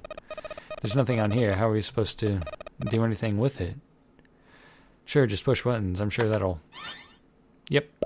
Sudoku? Are you fucking kidding me with this? Huh, well, at least it's on now. What's on the screen, though? What's this? What the hell? Looks like some sort of puzzle. I can nail this shit. This is amateur hour. It's got a bunch of numbers scattered across a 9x9 grid. Numbers range from 1 to 9. Do you think that if we solve this puzzle, the incinerator will stop? Yeah, well, we can hope, right? Alright, puzzle, how do you work? Oh man, the goddamn voice again. Automatic incineration take place in 13 minutes. Shit, 13 minutes. Can I really do this? My heart feels like it's gonna pop. My heart was pounding like it was about to explode. I stared at the puzzle on the screen. I was sure I had to solve it somehow, but I had no idea how. My connection to Jumpy had been gone for a while. His mind was gone. I couldn't get any more information from him. I felt the seconds tick by as I stared at the screen, completely lost. My cheeks felt hot as tears poured over them. Then I heard a voice. Hey, what are you doing? It was muffled. I turned around. Pressed against the window, in the entry was a face, a frightening, evil face. It was Hongo. How long had he been watching me? Don't know what to do? He was yelling, but his voice was still muffled. It's simple, really, but I suppose I might as well tell you. Just solve the puzzle on that machine. Ha! His laughter was muffled by the door, but it still tore at my heart like the claws of a vicious monster. I bit my lip and glared at Hongo, struggling to hold back hot tears. You're a terrible person. I hate you. Ass. Oh my, how could you call a gentleman such as myself a terrible person? That's not very nice. I'm quite fair. I don't use tricks or play dirty. You see, I've even left you a way out. A way out? Didn't you hear me? All you have to do is solve that puzzle. Do that, and you can stop the incinerator. What's the point of stopping it? You'll only capture me again and make me do this all over again. I'm not going to listen to you. If you're just going to throw me back in here, I might as well just die now. My goodness. Haven't you listened to anything I've said? I told you I'm a fair man. If you solve the puzzle, the verification function of the red will in turn activate. This experiment is to deliver valid results. There must be a chance of success. If you succeed, you will escape. The verification function of the red? Then I remembered. Before Hongo left the room, he had scanned 2 bracelets into the red. Ah, so you do remember. Right now there are 2 numbers in the red. The first is 1, the second is 3. Say, Akane, what's your number? It's gotta be 5, right? I looked down at my left hand. The face on the bracelet showed a 5. Yep. Ran to the door with a 9 on it. I grabbed the red and put my hand against the scanner panel. Nothing. You really aren't one for listening, are you? I heard Hongo's muffled voice from across the room. I already told you, didn't I? Once you solve the puzzle, the verification function of the red will activate. In other words, if you haven't solved the puzzle, you can't enter your number. What kind of fool are you? Why are you doing this? You can never understand. You don't know what it's like to spend every day surrounded by monkeys. Oh, you're a horse's ass. Now, start the experiment. Solve the puzzle. I can't. I don't know how. Of course you don't. Isn't that the point? You understand, don't you? Access the morphogenetic field and find the solution. I can't. Then you'll die. You'll burn alive. Ah, it's going to be quite hot in there in a few minutes. I imagine it'll be very painful. Yeah, let's go, asshole. His horrible laugh echoed across the room, and even after his face disappeared from the window, I could hear it. Automatic incineration will take place in 10 minutes. Let's do this. I was crying, great gulping sobs broken by hiccups that shook my body. I was terrified. I could feel my fear pressing down on me like a tremendous weight. Somehow I forced my shaking legs to carry me back to the device. I stared at the empty monitor. I just can't. There's no way. I can't figure this out. What was I going to do? I didn't know. I didn't even know where to start. Fear scattered my thoughts, and all I could think of was how I was going to die. My palms were sweating and my blood was boiling in my veins. It was hot, so hot. I couldn't breathe. I felt dizzy. My heart roared in my chest as if it would pound itself to pieces. Not today, friend. I reached into my pocket. I wrapped my hand around the thing I'd come back to get. The doll Jumpy had given me. At least I had that. I held it tight with both hands and prayed. Help me, Jumpy. Help me. Help me. Help me. Jumpy! Jumpy! Jumpy! Please? Help me. Jumpy. Akane. Akane? Who the hell is Akane? Shut up. Just shut the hell up. Seven and Lotus don't understand. I think Clover and Snake have an idea, though. Clover's looking at me. And I think Snake may have figured it out. No, it doesn't matter. They're in my way. Where'd you go? Maybe over here?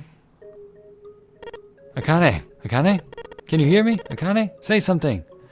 Fuck. Did something break our connection? I swear I just heard her. Shit. Akane! Answer me! Akane? Jumpy? I spun around. I heard a voice. His voice. I looked around. He wasn't in the room, of course, but I heard it so clearly. Like he was right here. Or there. Jumpy! I screamed as loud as I could. Immediately I heard him call back. Akane! Jumpy! That's her. She's there. Then that means... Akane! Are you in an incinerator right now? Yes, I am. How did you know? Now I understand what Santa meant. Right. There's only one way to help her. You were brought here to help my sister, to save Akane. I think I get it now. Automatic incineration will take place in 7 minutes. I could have solved the puzzle by now. Can we hurry it up? Jumpy, we don't have time. As quickly as I could, I told him that I had to solve the puzzle in order to stop the incinerator. Got it. And I do. I get everything now. Alas, I finally understand what all of this means. I know why the Nonary game was held today. I know why we were kidnapped and brought here. It was all for this moment. All of this was planned out to lead to this one moment. Oh my god. This is insane. I can't believe it, but there's only one possible answer. June is... 0 is... Akane Kuroshiki. She recreated the history of the future that she had a glimpse of 9 years ago. She tried to save herself that way 9 years ago. No, she's trying to save herself right now. That means there's only one thing for me to do. Even if this is all some sort of insane plan, I will save her. I will save Akane Kuroshiki.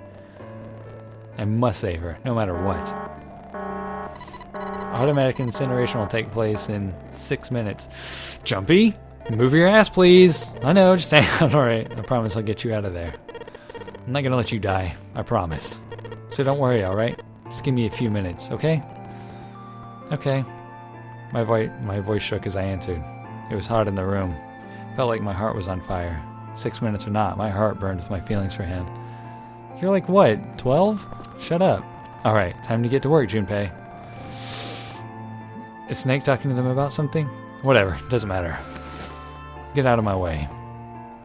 Let's do this. Hey, what are you... Just trust me, okay? Sorry, Lotus, I didn't mean to snap, but there's a lot more at stake here than your pride. I'll apologize later, alright? Now, let's have a look at this thing. We've got numbers all over this grid. Now, if I'm looking at this right, I'm going to need to fill in all the empty squares with other numbers from 1 to 9. But I can't use the same two numbers in any horizontal or vertical row. The same has to go for the 3x3 square with thick lines around them. That means I need to put different numbers in the horizontal and vertical rows as well as the 3x3 spaces. But I think there's a rule here. Alright, bring it on. I'm going to do this on my own, with my own mind. I'm going to solve this problem.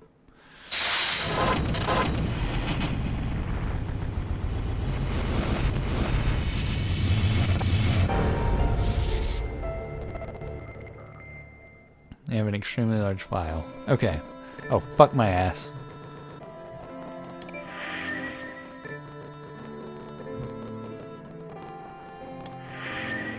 Ugh. Upside down Sudoku. What the fuck, man?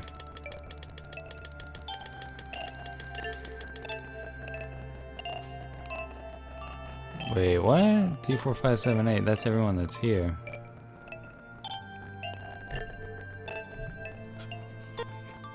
Yes. That's it. Akane, did you get it? Yes, I did. I solved it. Well, I mean, really, you solved it for me, but I copied everything you did. Now I just have to press enter. Then what the hell are you waiting for? Push it. Okay, I will. I hit the enter key.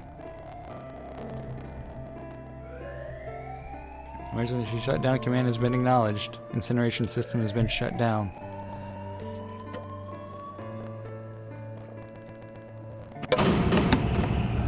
Gangsta.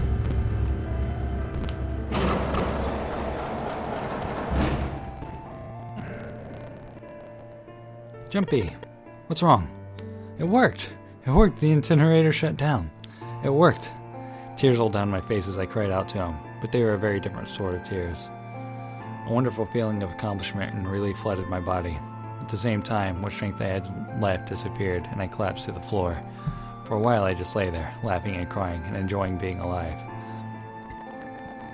Every time I thought about him, I thought my heart would burst. Phew.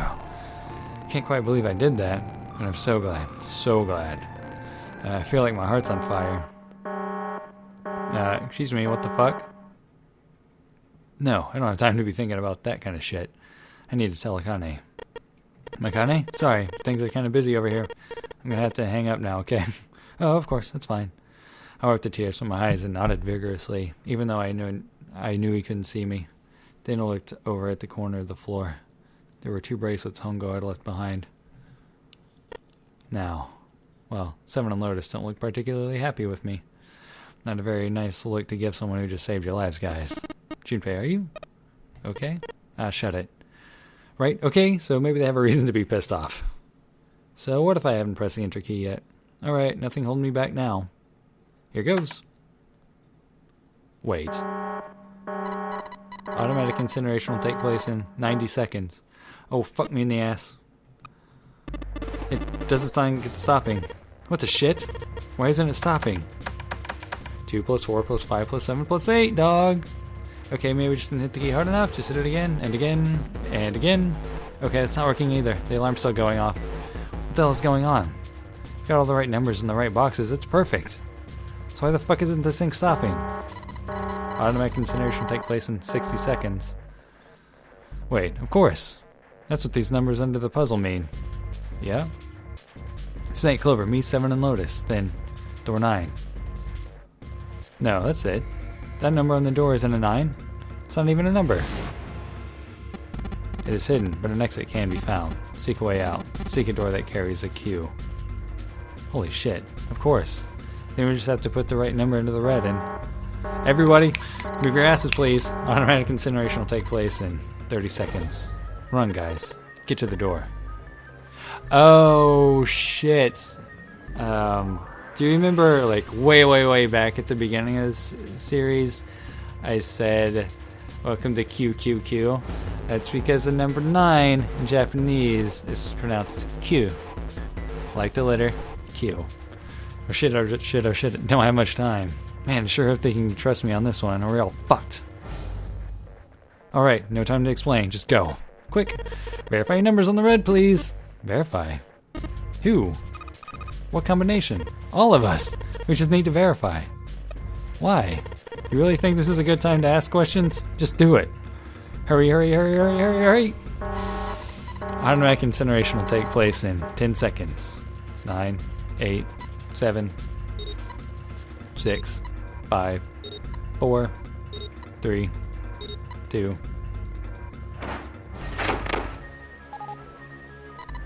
Central gate has been opened. Incineration system has been disabled.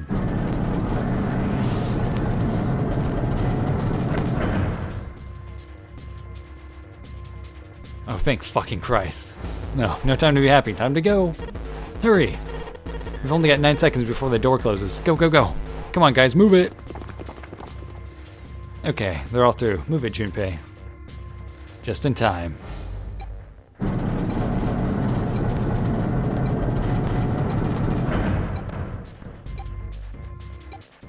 And there goes the door. No, don't calm down yet. You're not done. We still gotta find the dead.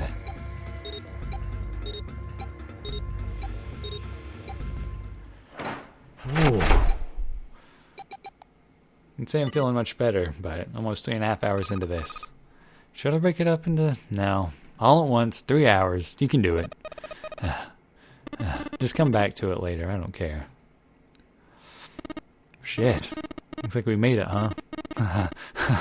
Ho ho ho. Man, that guy sure can laugh when he wants to. I can't, though. Looks like Clover and Lotus are totally out of energy. I guess Snake probably can't see the sky, but he can sure feel the fresh air. I just want to take a nap. Akane? Akane! Akane, can you hear me? I want to tell her we made it. I want to tell her how good I feel.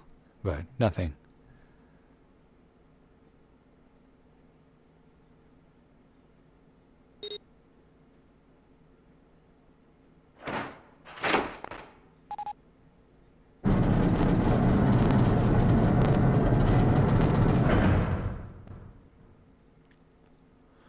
The door opened. Standing in front of it was my brother.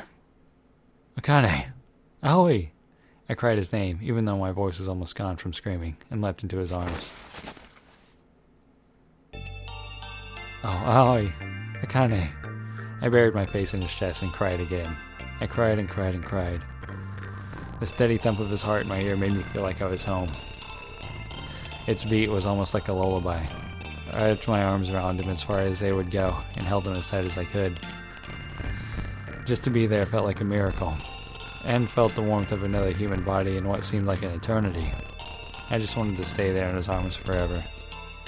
But I couldn't. The moment I'd passed through the door, my bracelets had begun to count down to death. I leapt away from him and looked around. The door had already closed. Oh shit, I spotted the dead only a short distance away. It took me only a moment to get to and scan all the bracelets. Oh good, I thought she might have left us behind. Not the ones Hongo had dropped on the scanner panel. That was it.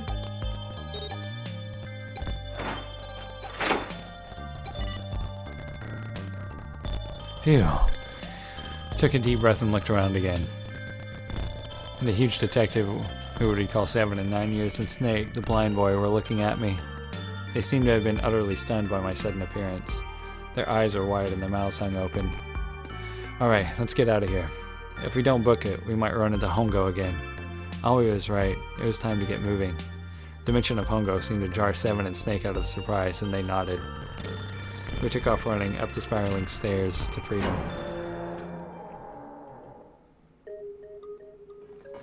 Up, up, up, up. Man, these stairs go on forever. But if they can get us out of here, no wonder we're running so hard. My heart's beating so hard I can barely hear. God, I can't wait to breathe real air. Again. Alarm's going off there, got it. Huh? Is 7 talking? Hey, Junpei, can I ask you something? What's up? That door, the one with the 9 on it. Why'd it open? Yeah, all 5 of us verified the numbers on the red. That makes our digital route 8. It shouldn't have opened. That's not like you, Lotus. I thought you would have figured it out already. Huh? Why? Because you were the person who taught me about the idea of bases. Bases? Yeah. What are the 2 numbers in base 2? 0 and 1? How about base 10? That goes from 0 to 9, right? And how about base 16? D to F? After 9, it starts at A and goes from there, A, B, C, D, etc. You're right. In other words, A in base 16 is 10 in base 10. B is 11, C is 12, D is 13, and so on. So, what about it? You don't get it? What if we keep going with that pattern? What if you go way past base 16 all the way to base 27? Base 27? Yeah. All the numerical digits are the same, so I guess you'd add alphabetical digits. E is 14, F is 15, G is 16, and so on and so on. Yeah, and what? What comes after that? Huh? Q! 26. And what does that mean? That wasn't a 9 on the door. It was a Q. A fucking lowercase q. Yep, that's pretty much it. I guess to put it another way, you could say that it was a 9 in base 10, but a Q in base 27. Time for more running. God, my thighs are killing me. I swear, any moment now I'm going to tear a muscle. I feel like every single cell in my body is dying for air. Damn, every breath I take is a chore now. I feel like my lungs are going to burst. Maybe just a short rest. And I didn't mention it last time, but she's got some pretty dope kicks. No, I can't stop. I don't have time. Come on, legs. Can't be many more of these steps left. Let's run, run. Like a bullet down a rifled barrel. Like a tornado cutting through a sea of clouds. You mean in circles? Oh yeah, I guess they both turn. I feel like we're running along the back of a giant coiled dragon. Finally!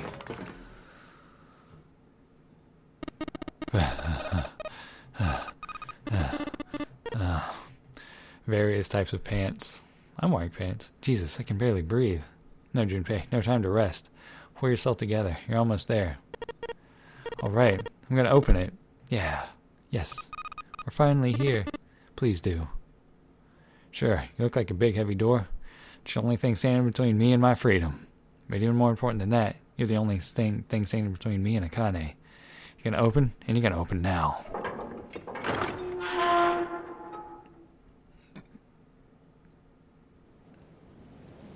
I felt a hand on my shoulder. It was Aoi's. He gave it a small, reassuring squeeze. I was so happy I felt like I could melt. My heart was at peace. Not only because my brother and I were back together again. Thanks to the huge detective, all 9 of us who had been kidnapped, we were finally able to escape from the gigantic. On the distant horizon, we could see the faint outline of the ship as it sank. It gave a thunderous roar as it finally slipped beneath the waves. Its last cry echoed out across the ocean, and then it was gone. It's over, Aoi whispered. Yeah.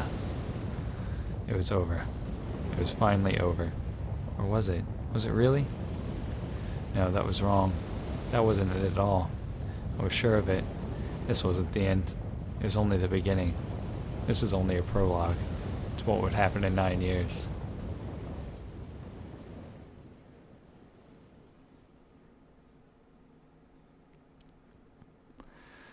Oh, yes, finally, air. God, damn, that sun is bright. I can barely see anything. I gotta admit, this doesn't quite look like... No way. They've gotta be shitting me. What? It can't be. This is... Huh. Son of a bitch.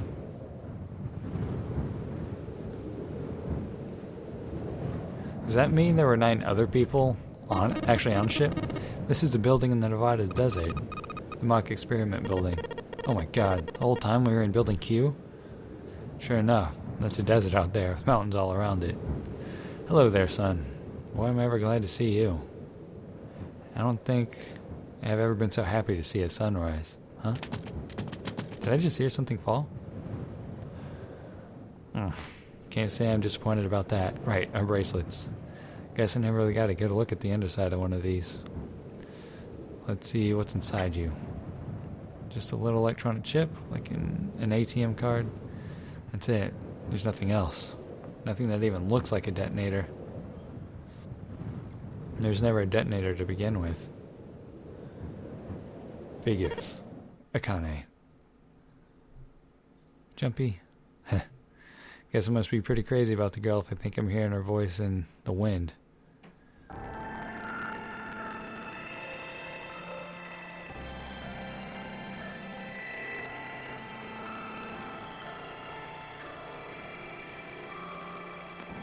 And right now, it's 3:33.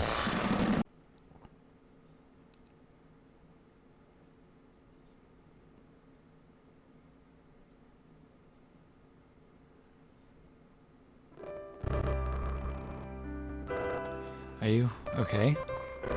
Ah, come on, this is nothing. Really? Yeah. You don't look okay. It was just before the end of elementary school.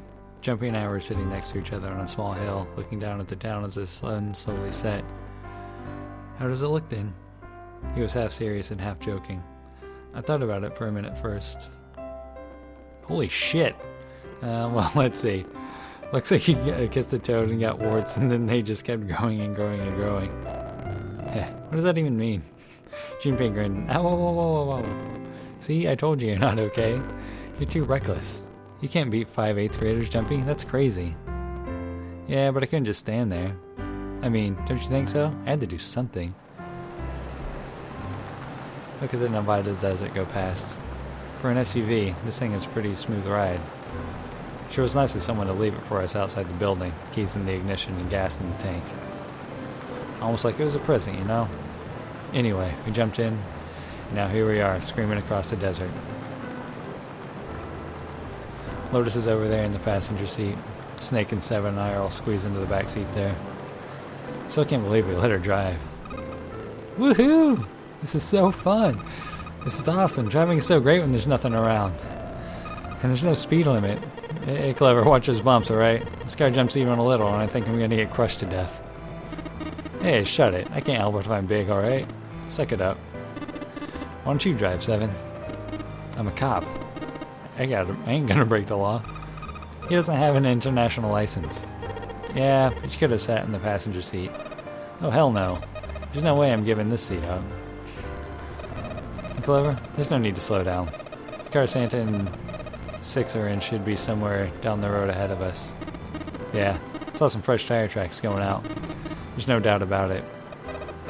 We've got to hurry if we want to catch him, don't we? Sure thing. Oh shit! Goddamn, she doesn't have to drive so fast. Man, I didn't even think a car like this could go so fast. Or she's throwing up a lot of dust. It was a couple hours after we'd run into the junior high students. They'd been hiding in the bushes on the back of one of the hills, drenching a kitten in gasoline. What the fuck? The moment we saw what they were doing, Jumpy ran up to them, furious. Hey, what the hell are you doing?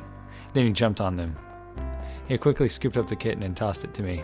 I caught it and ran for the police station as fast as I could. Help me, officer, please. You have to come with me.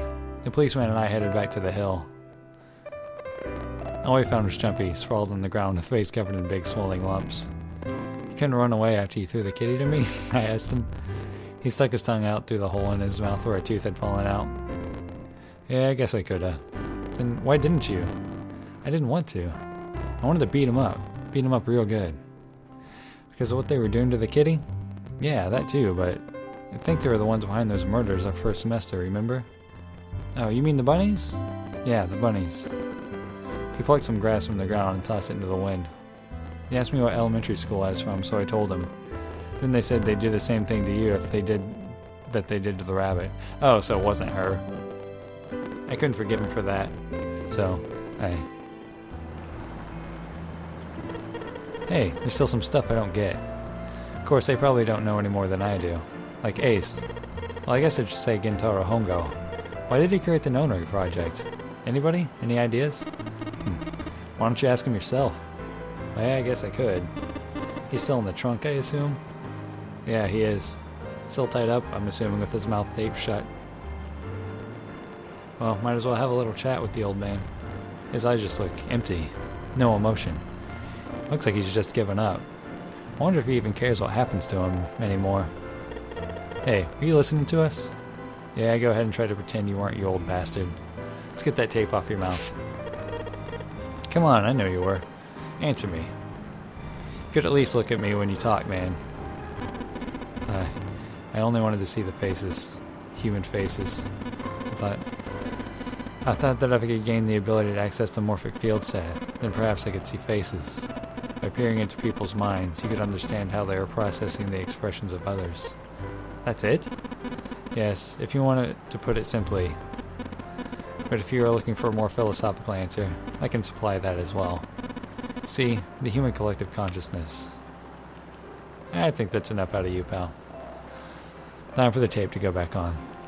Ugh, what a lame motive. Alright, so what's your second question? Said there were some things you didn't get, didn't you? Well, somebody's a little nosy. Well, my next question doesn't really have anything to do with you two. This is for you, Seven. It's about the whole Alice thing. What's the deal with that? Well, see, 9 years ago, after I escaped from the Gigantic, I kept going after Hongo on my own, hoping I'd catch him when he finally slipped up. During the course of my investigations, I learned a lot more about the Gigantic. I also found out about Gordain and Alice. You're not really answering my question. Was there actually a girl who wouldn't melt at room temperature? Sounds like Hongo has something to say. Alright, fine. I'll let you talk, but you gotta behave. What? Alice doesn't exist. 9 years ago, I found Alice's coffin behind the library on the bottom deck. There was nothing in it but the root of a peculiar plant. Huh. My research determined that it was a member of the genus Mandragora, of the family Solenis. I don't know. Solanaceae? I was able to extract a particular alkaloid from it. I used that to create Soparil. Its creation was a tremendous boon to my firm and it grew rapidly. Shit, this is gonna go on forever. Tape's going back on, Hongo. Let him talk, man. That was interesting. The rest of my questions can wait a bit. For now, I think I'll just enjoy the ride. Here, this is for you. What is this? This is a For You doll. His name is Junpei. Junpei pulled something out of his pocket and shoved his arm toward me. In his hand was a doll made of yarn small enough to fit in his palm. Junpei, are you sure it's a For You doll? Yeah, the lady at the shop said that. That means it's for you, right? Are you sure it's not like a voodoo doll? Oh, what? That's... Oh, man. Well, it sure looks like a voodoo doll. I mean, you do know what a voodoo doll is used for, right? Yeah. I guess calling it Junpei isn't a very good idea then. Why are you giving me this anyway? It just seems rather sudden. You know how after June, we aren't going to get to see each other too much? After June. I mean, we're going to be in different schools, and I decided, okay. Well, how about we call it June then? Okay. So, I wanted to give this to you. You sound like some sort of tribal chief in a bad movie. I wanted to give this to you. I had interpolated extra words. Interpolated? Inserted. Yes. Head of tribe. This doll, traditional triumph of tribe. That's racist. So I give this. It me. So we always together. I'm Junpei. If something bad, then hold and pray. I go, wherever you are. So here, take. I reached my hand out and picked up the doll gently. Thank you. Thank you so much, Junpei. Before I knew it, I was crying. Tears streamed down my face and fell into Junpei's tiny yarn body. June's tiny yarn body. Oh, Junpei, I'll never forget you. I promise. Junpei looked straight into my eyes and said just 5 words. I'll never forget you either. The sky was a beautiful crimson red as it melted down toward the horizon. The last golden rays of sunlight stretched out across the city and painted themselves across the hills. We sat, bathed in the warm light of evening. Just the two of us, leaning gently against one another, shoulder to shoulder. The sun set, and we still didn't leave. We watched in silence as the darkness deepened, and one by one, the lights of the town began to flicker on. There's still one thing I don't get. To be honest, it's the biggest mystery as far as I'm concerned, and also the only one that's really important. It has to do with June and Akane. 9 years ago, she died in the incinerator on the Gigantic. But she's still alive now as June. But how? Was it because I tapped into the morphic field set and saved her 9 years ago? Alright, let's say that makes some kind of insane sense. If I did that, then... how do I make sense of what Seven remembers? Snake makes sense. He's blind. He could have seen her body. He couldn't have seen her body anyway. But Seven, he said he was sure he saw it. Does that mean there's some kind of historical discrepancy? Or wait, maybe that's not it at all. There's one other illogical explanation. Was what you told me the truth, Seven? You look satisfied. No way. He couldn't. Hey, look over there. There's somebody next to the road. Huh? What?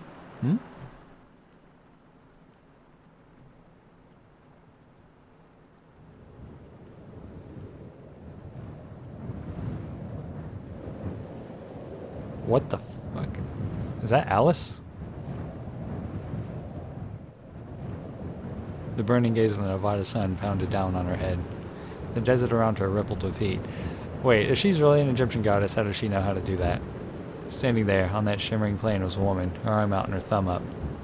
It would not be long before Junpei realized who she was.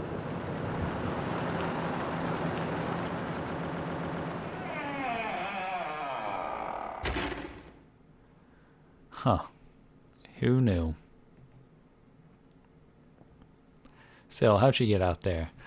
That was a pretty fun game and good story overall. I had presumed that it was just a revenge story, as it seemed to play out in the safe, but the little bit of supernatural. Yes, okay. So a little bit of supernatural element, like it worked in nicely there at the last moment and sort of brought everything together.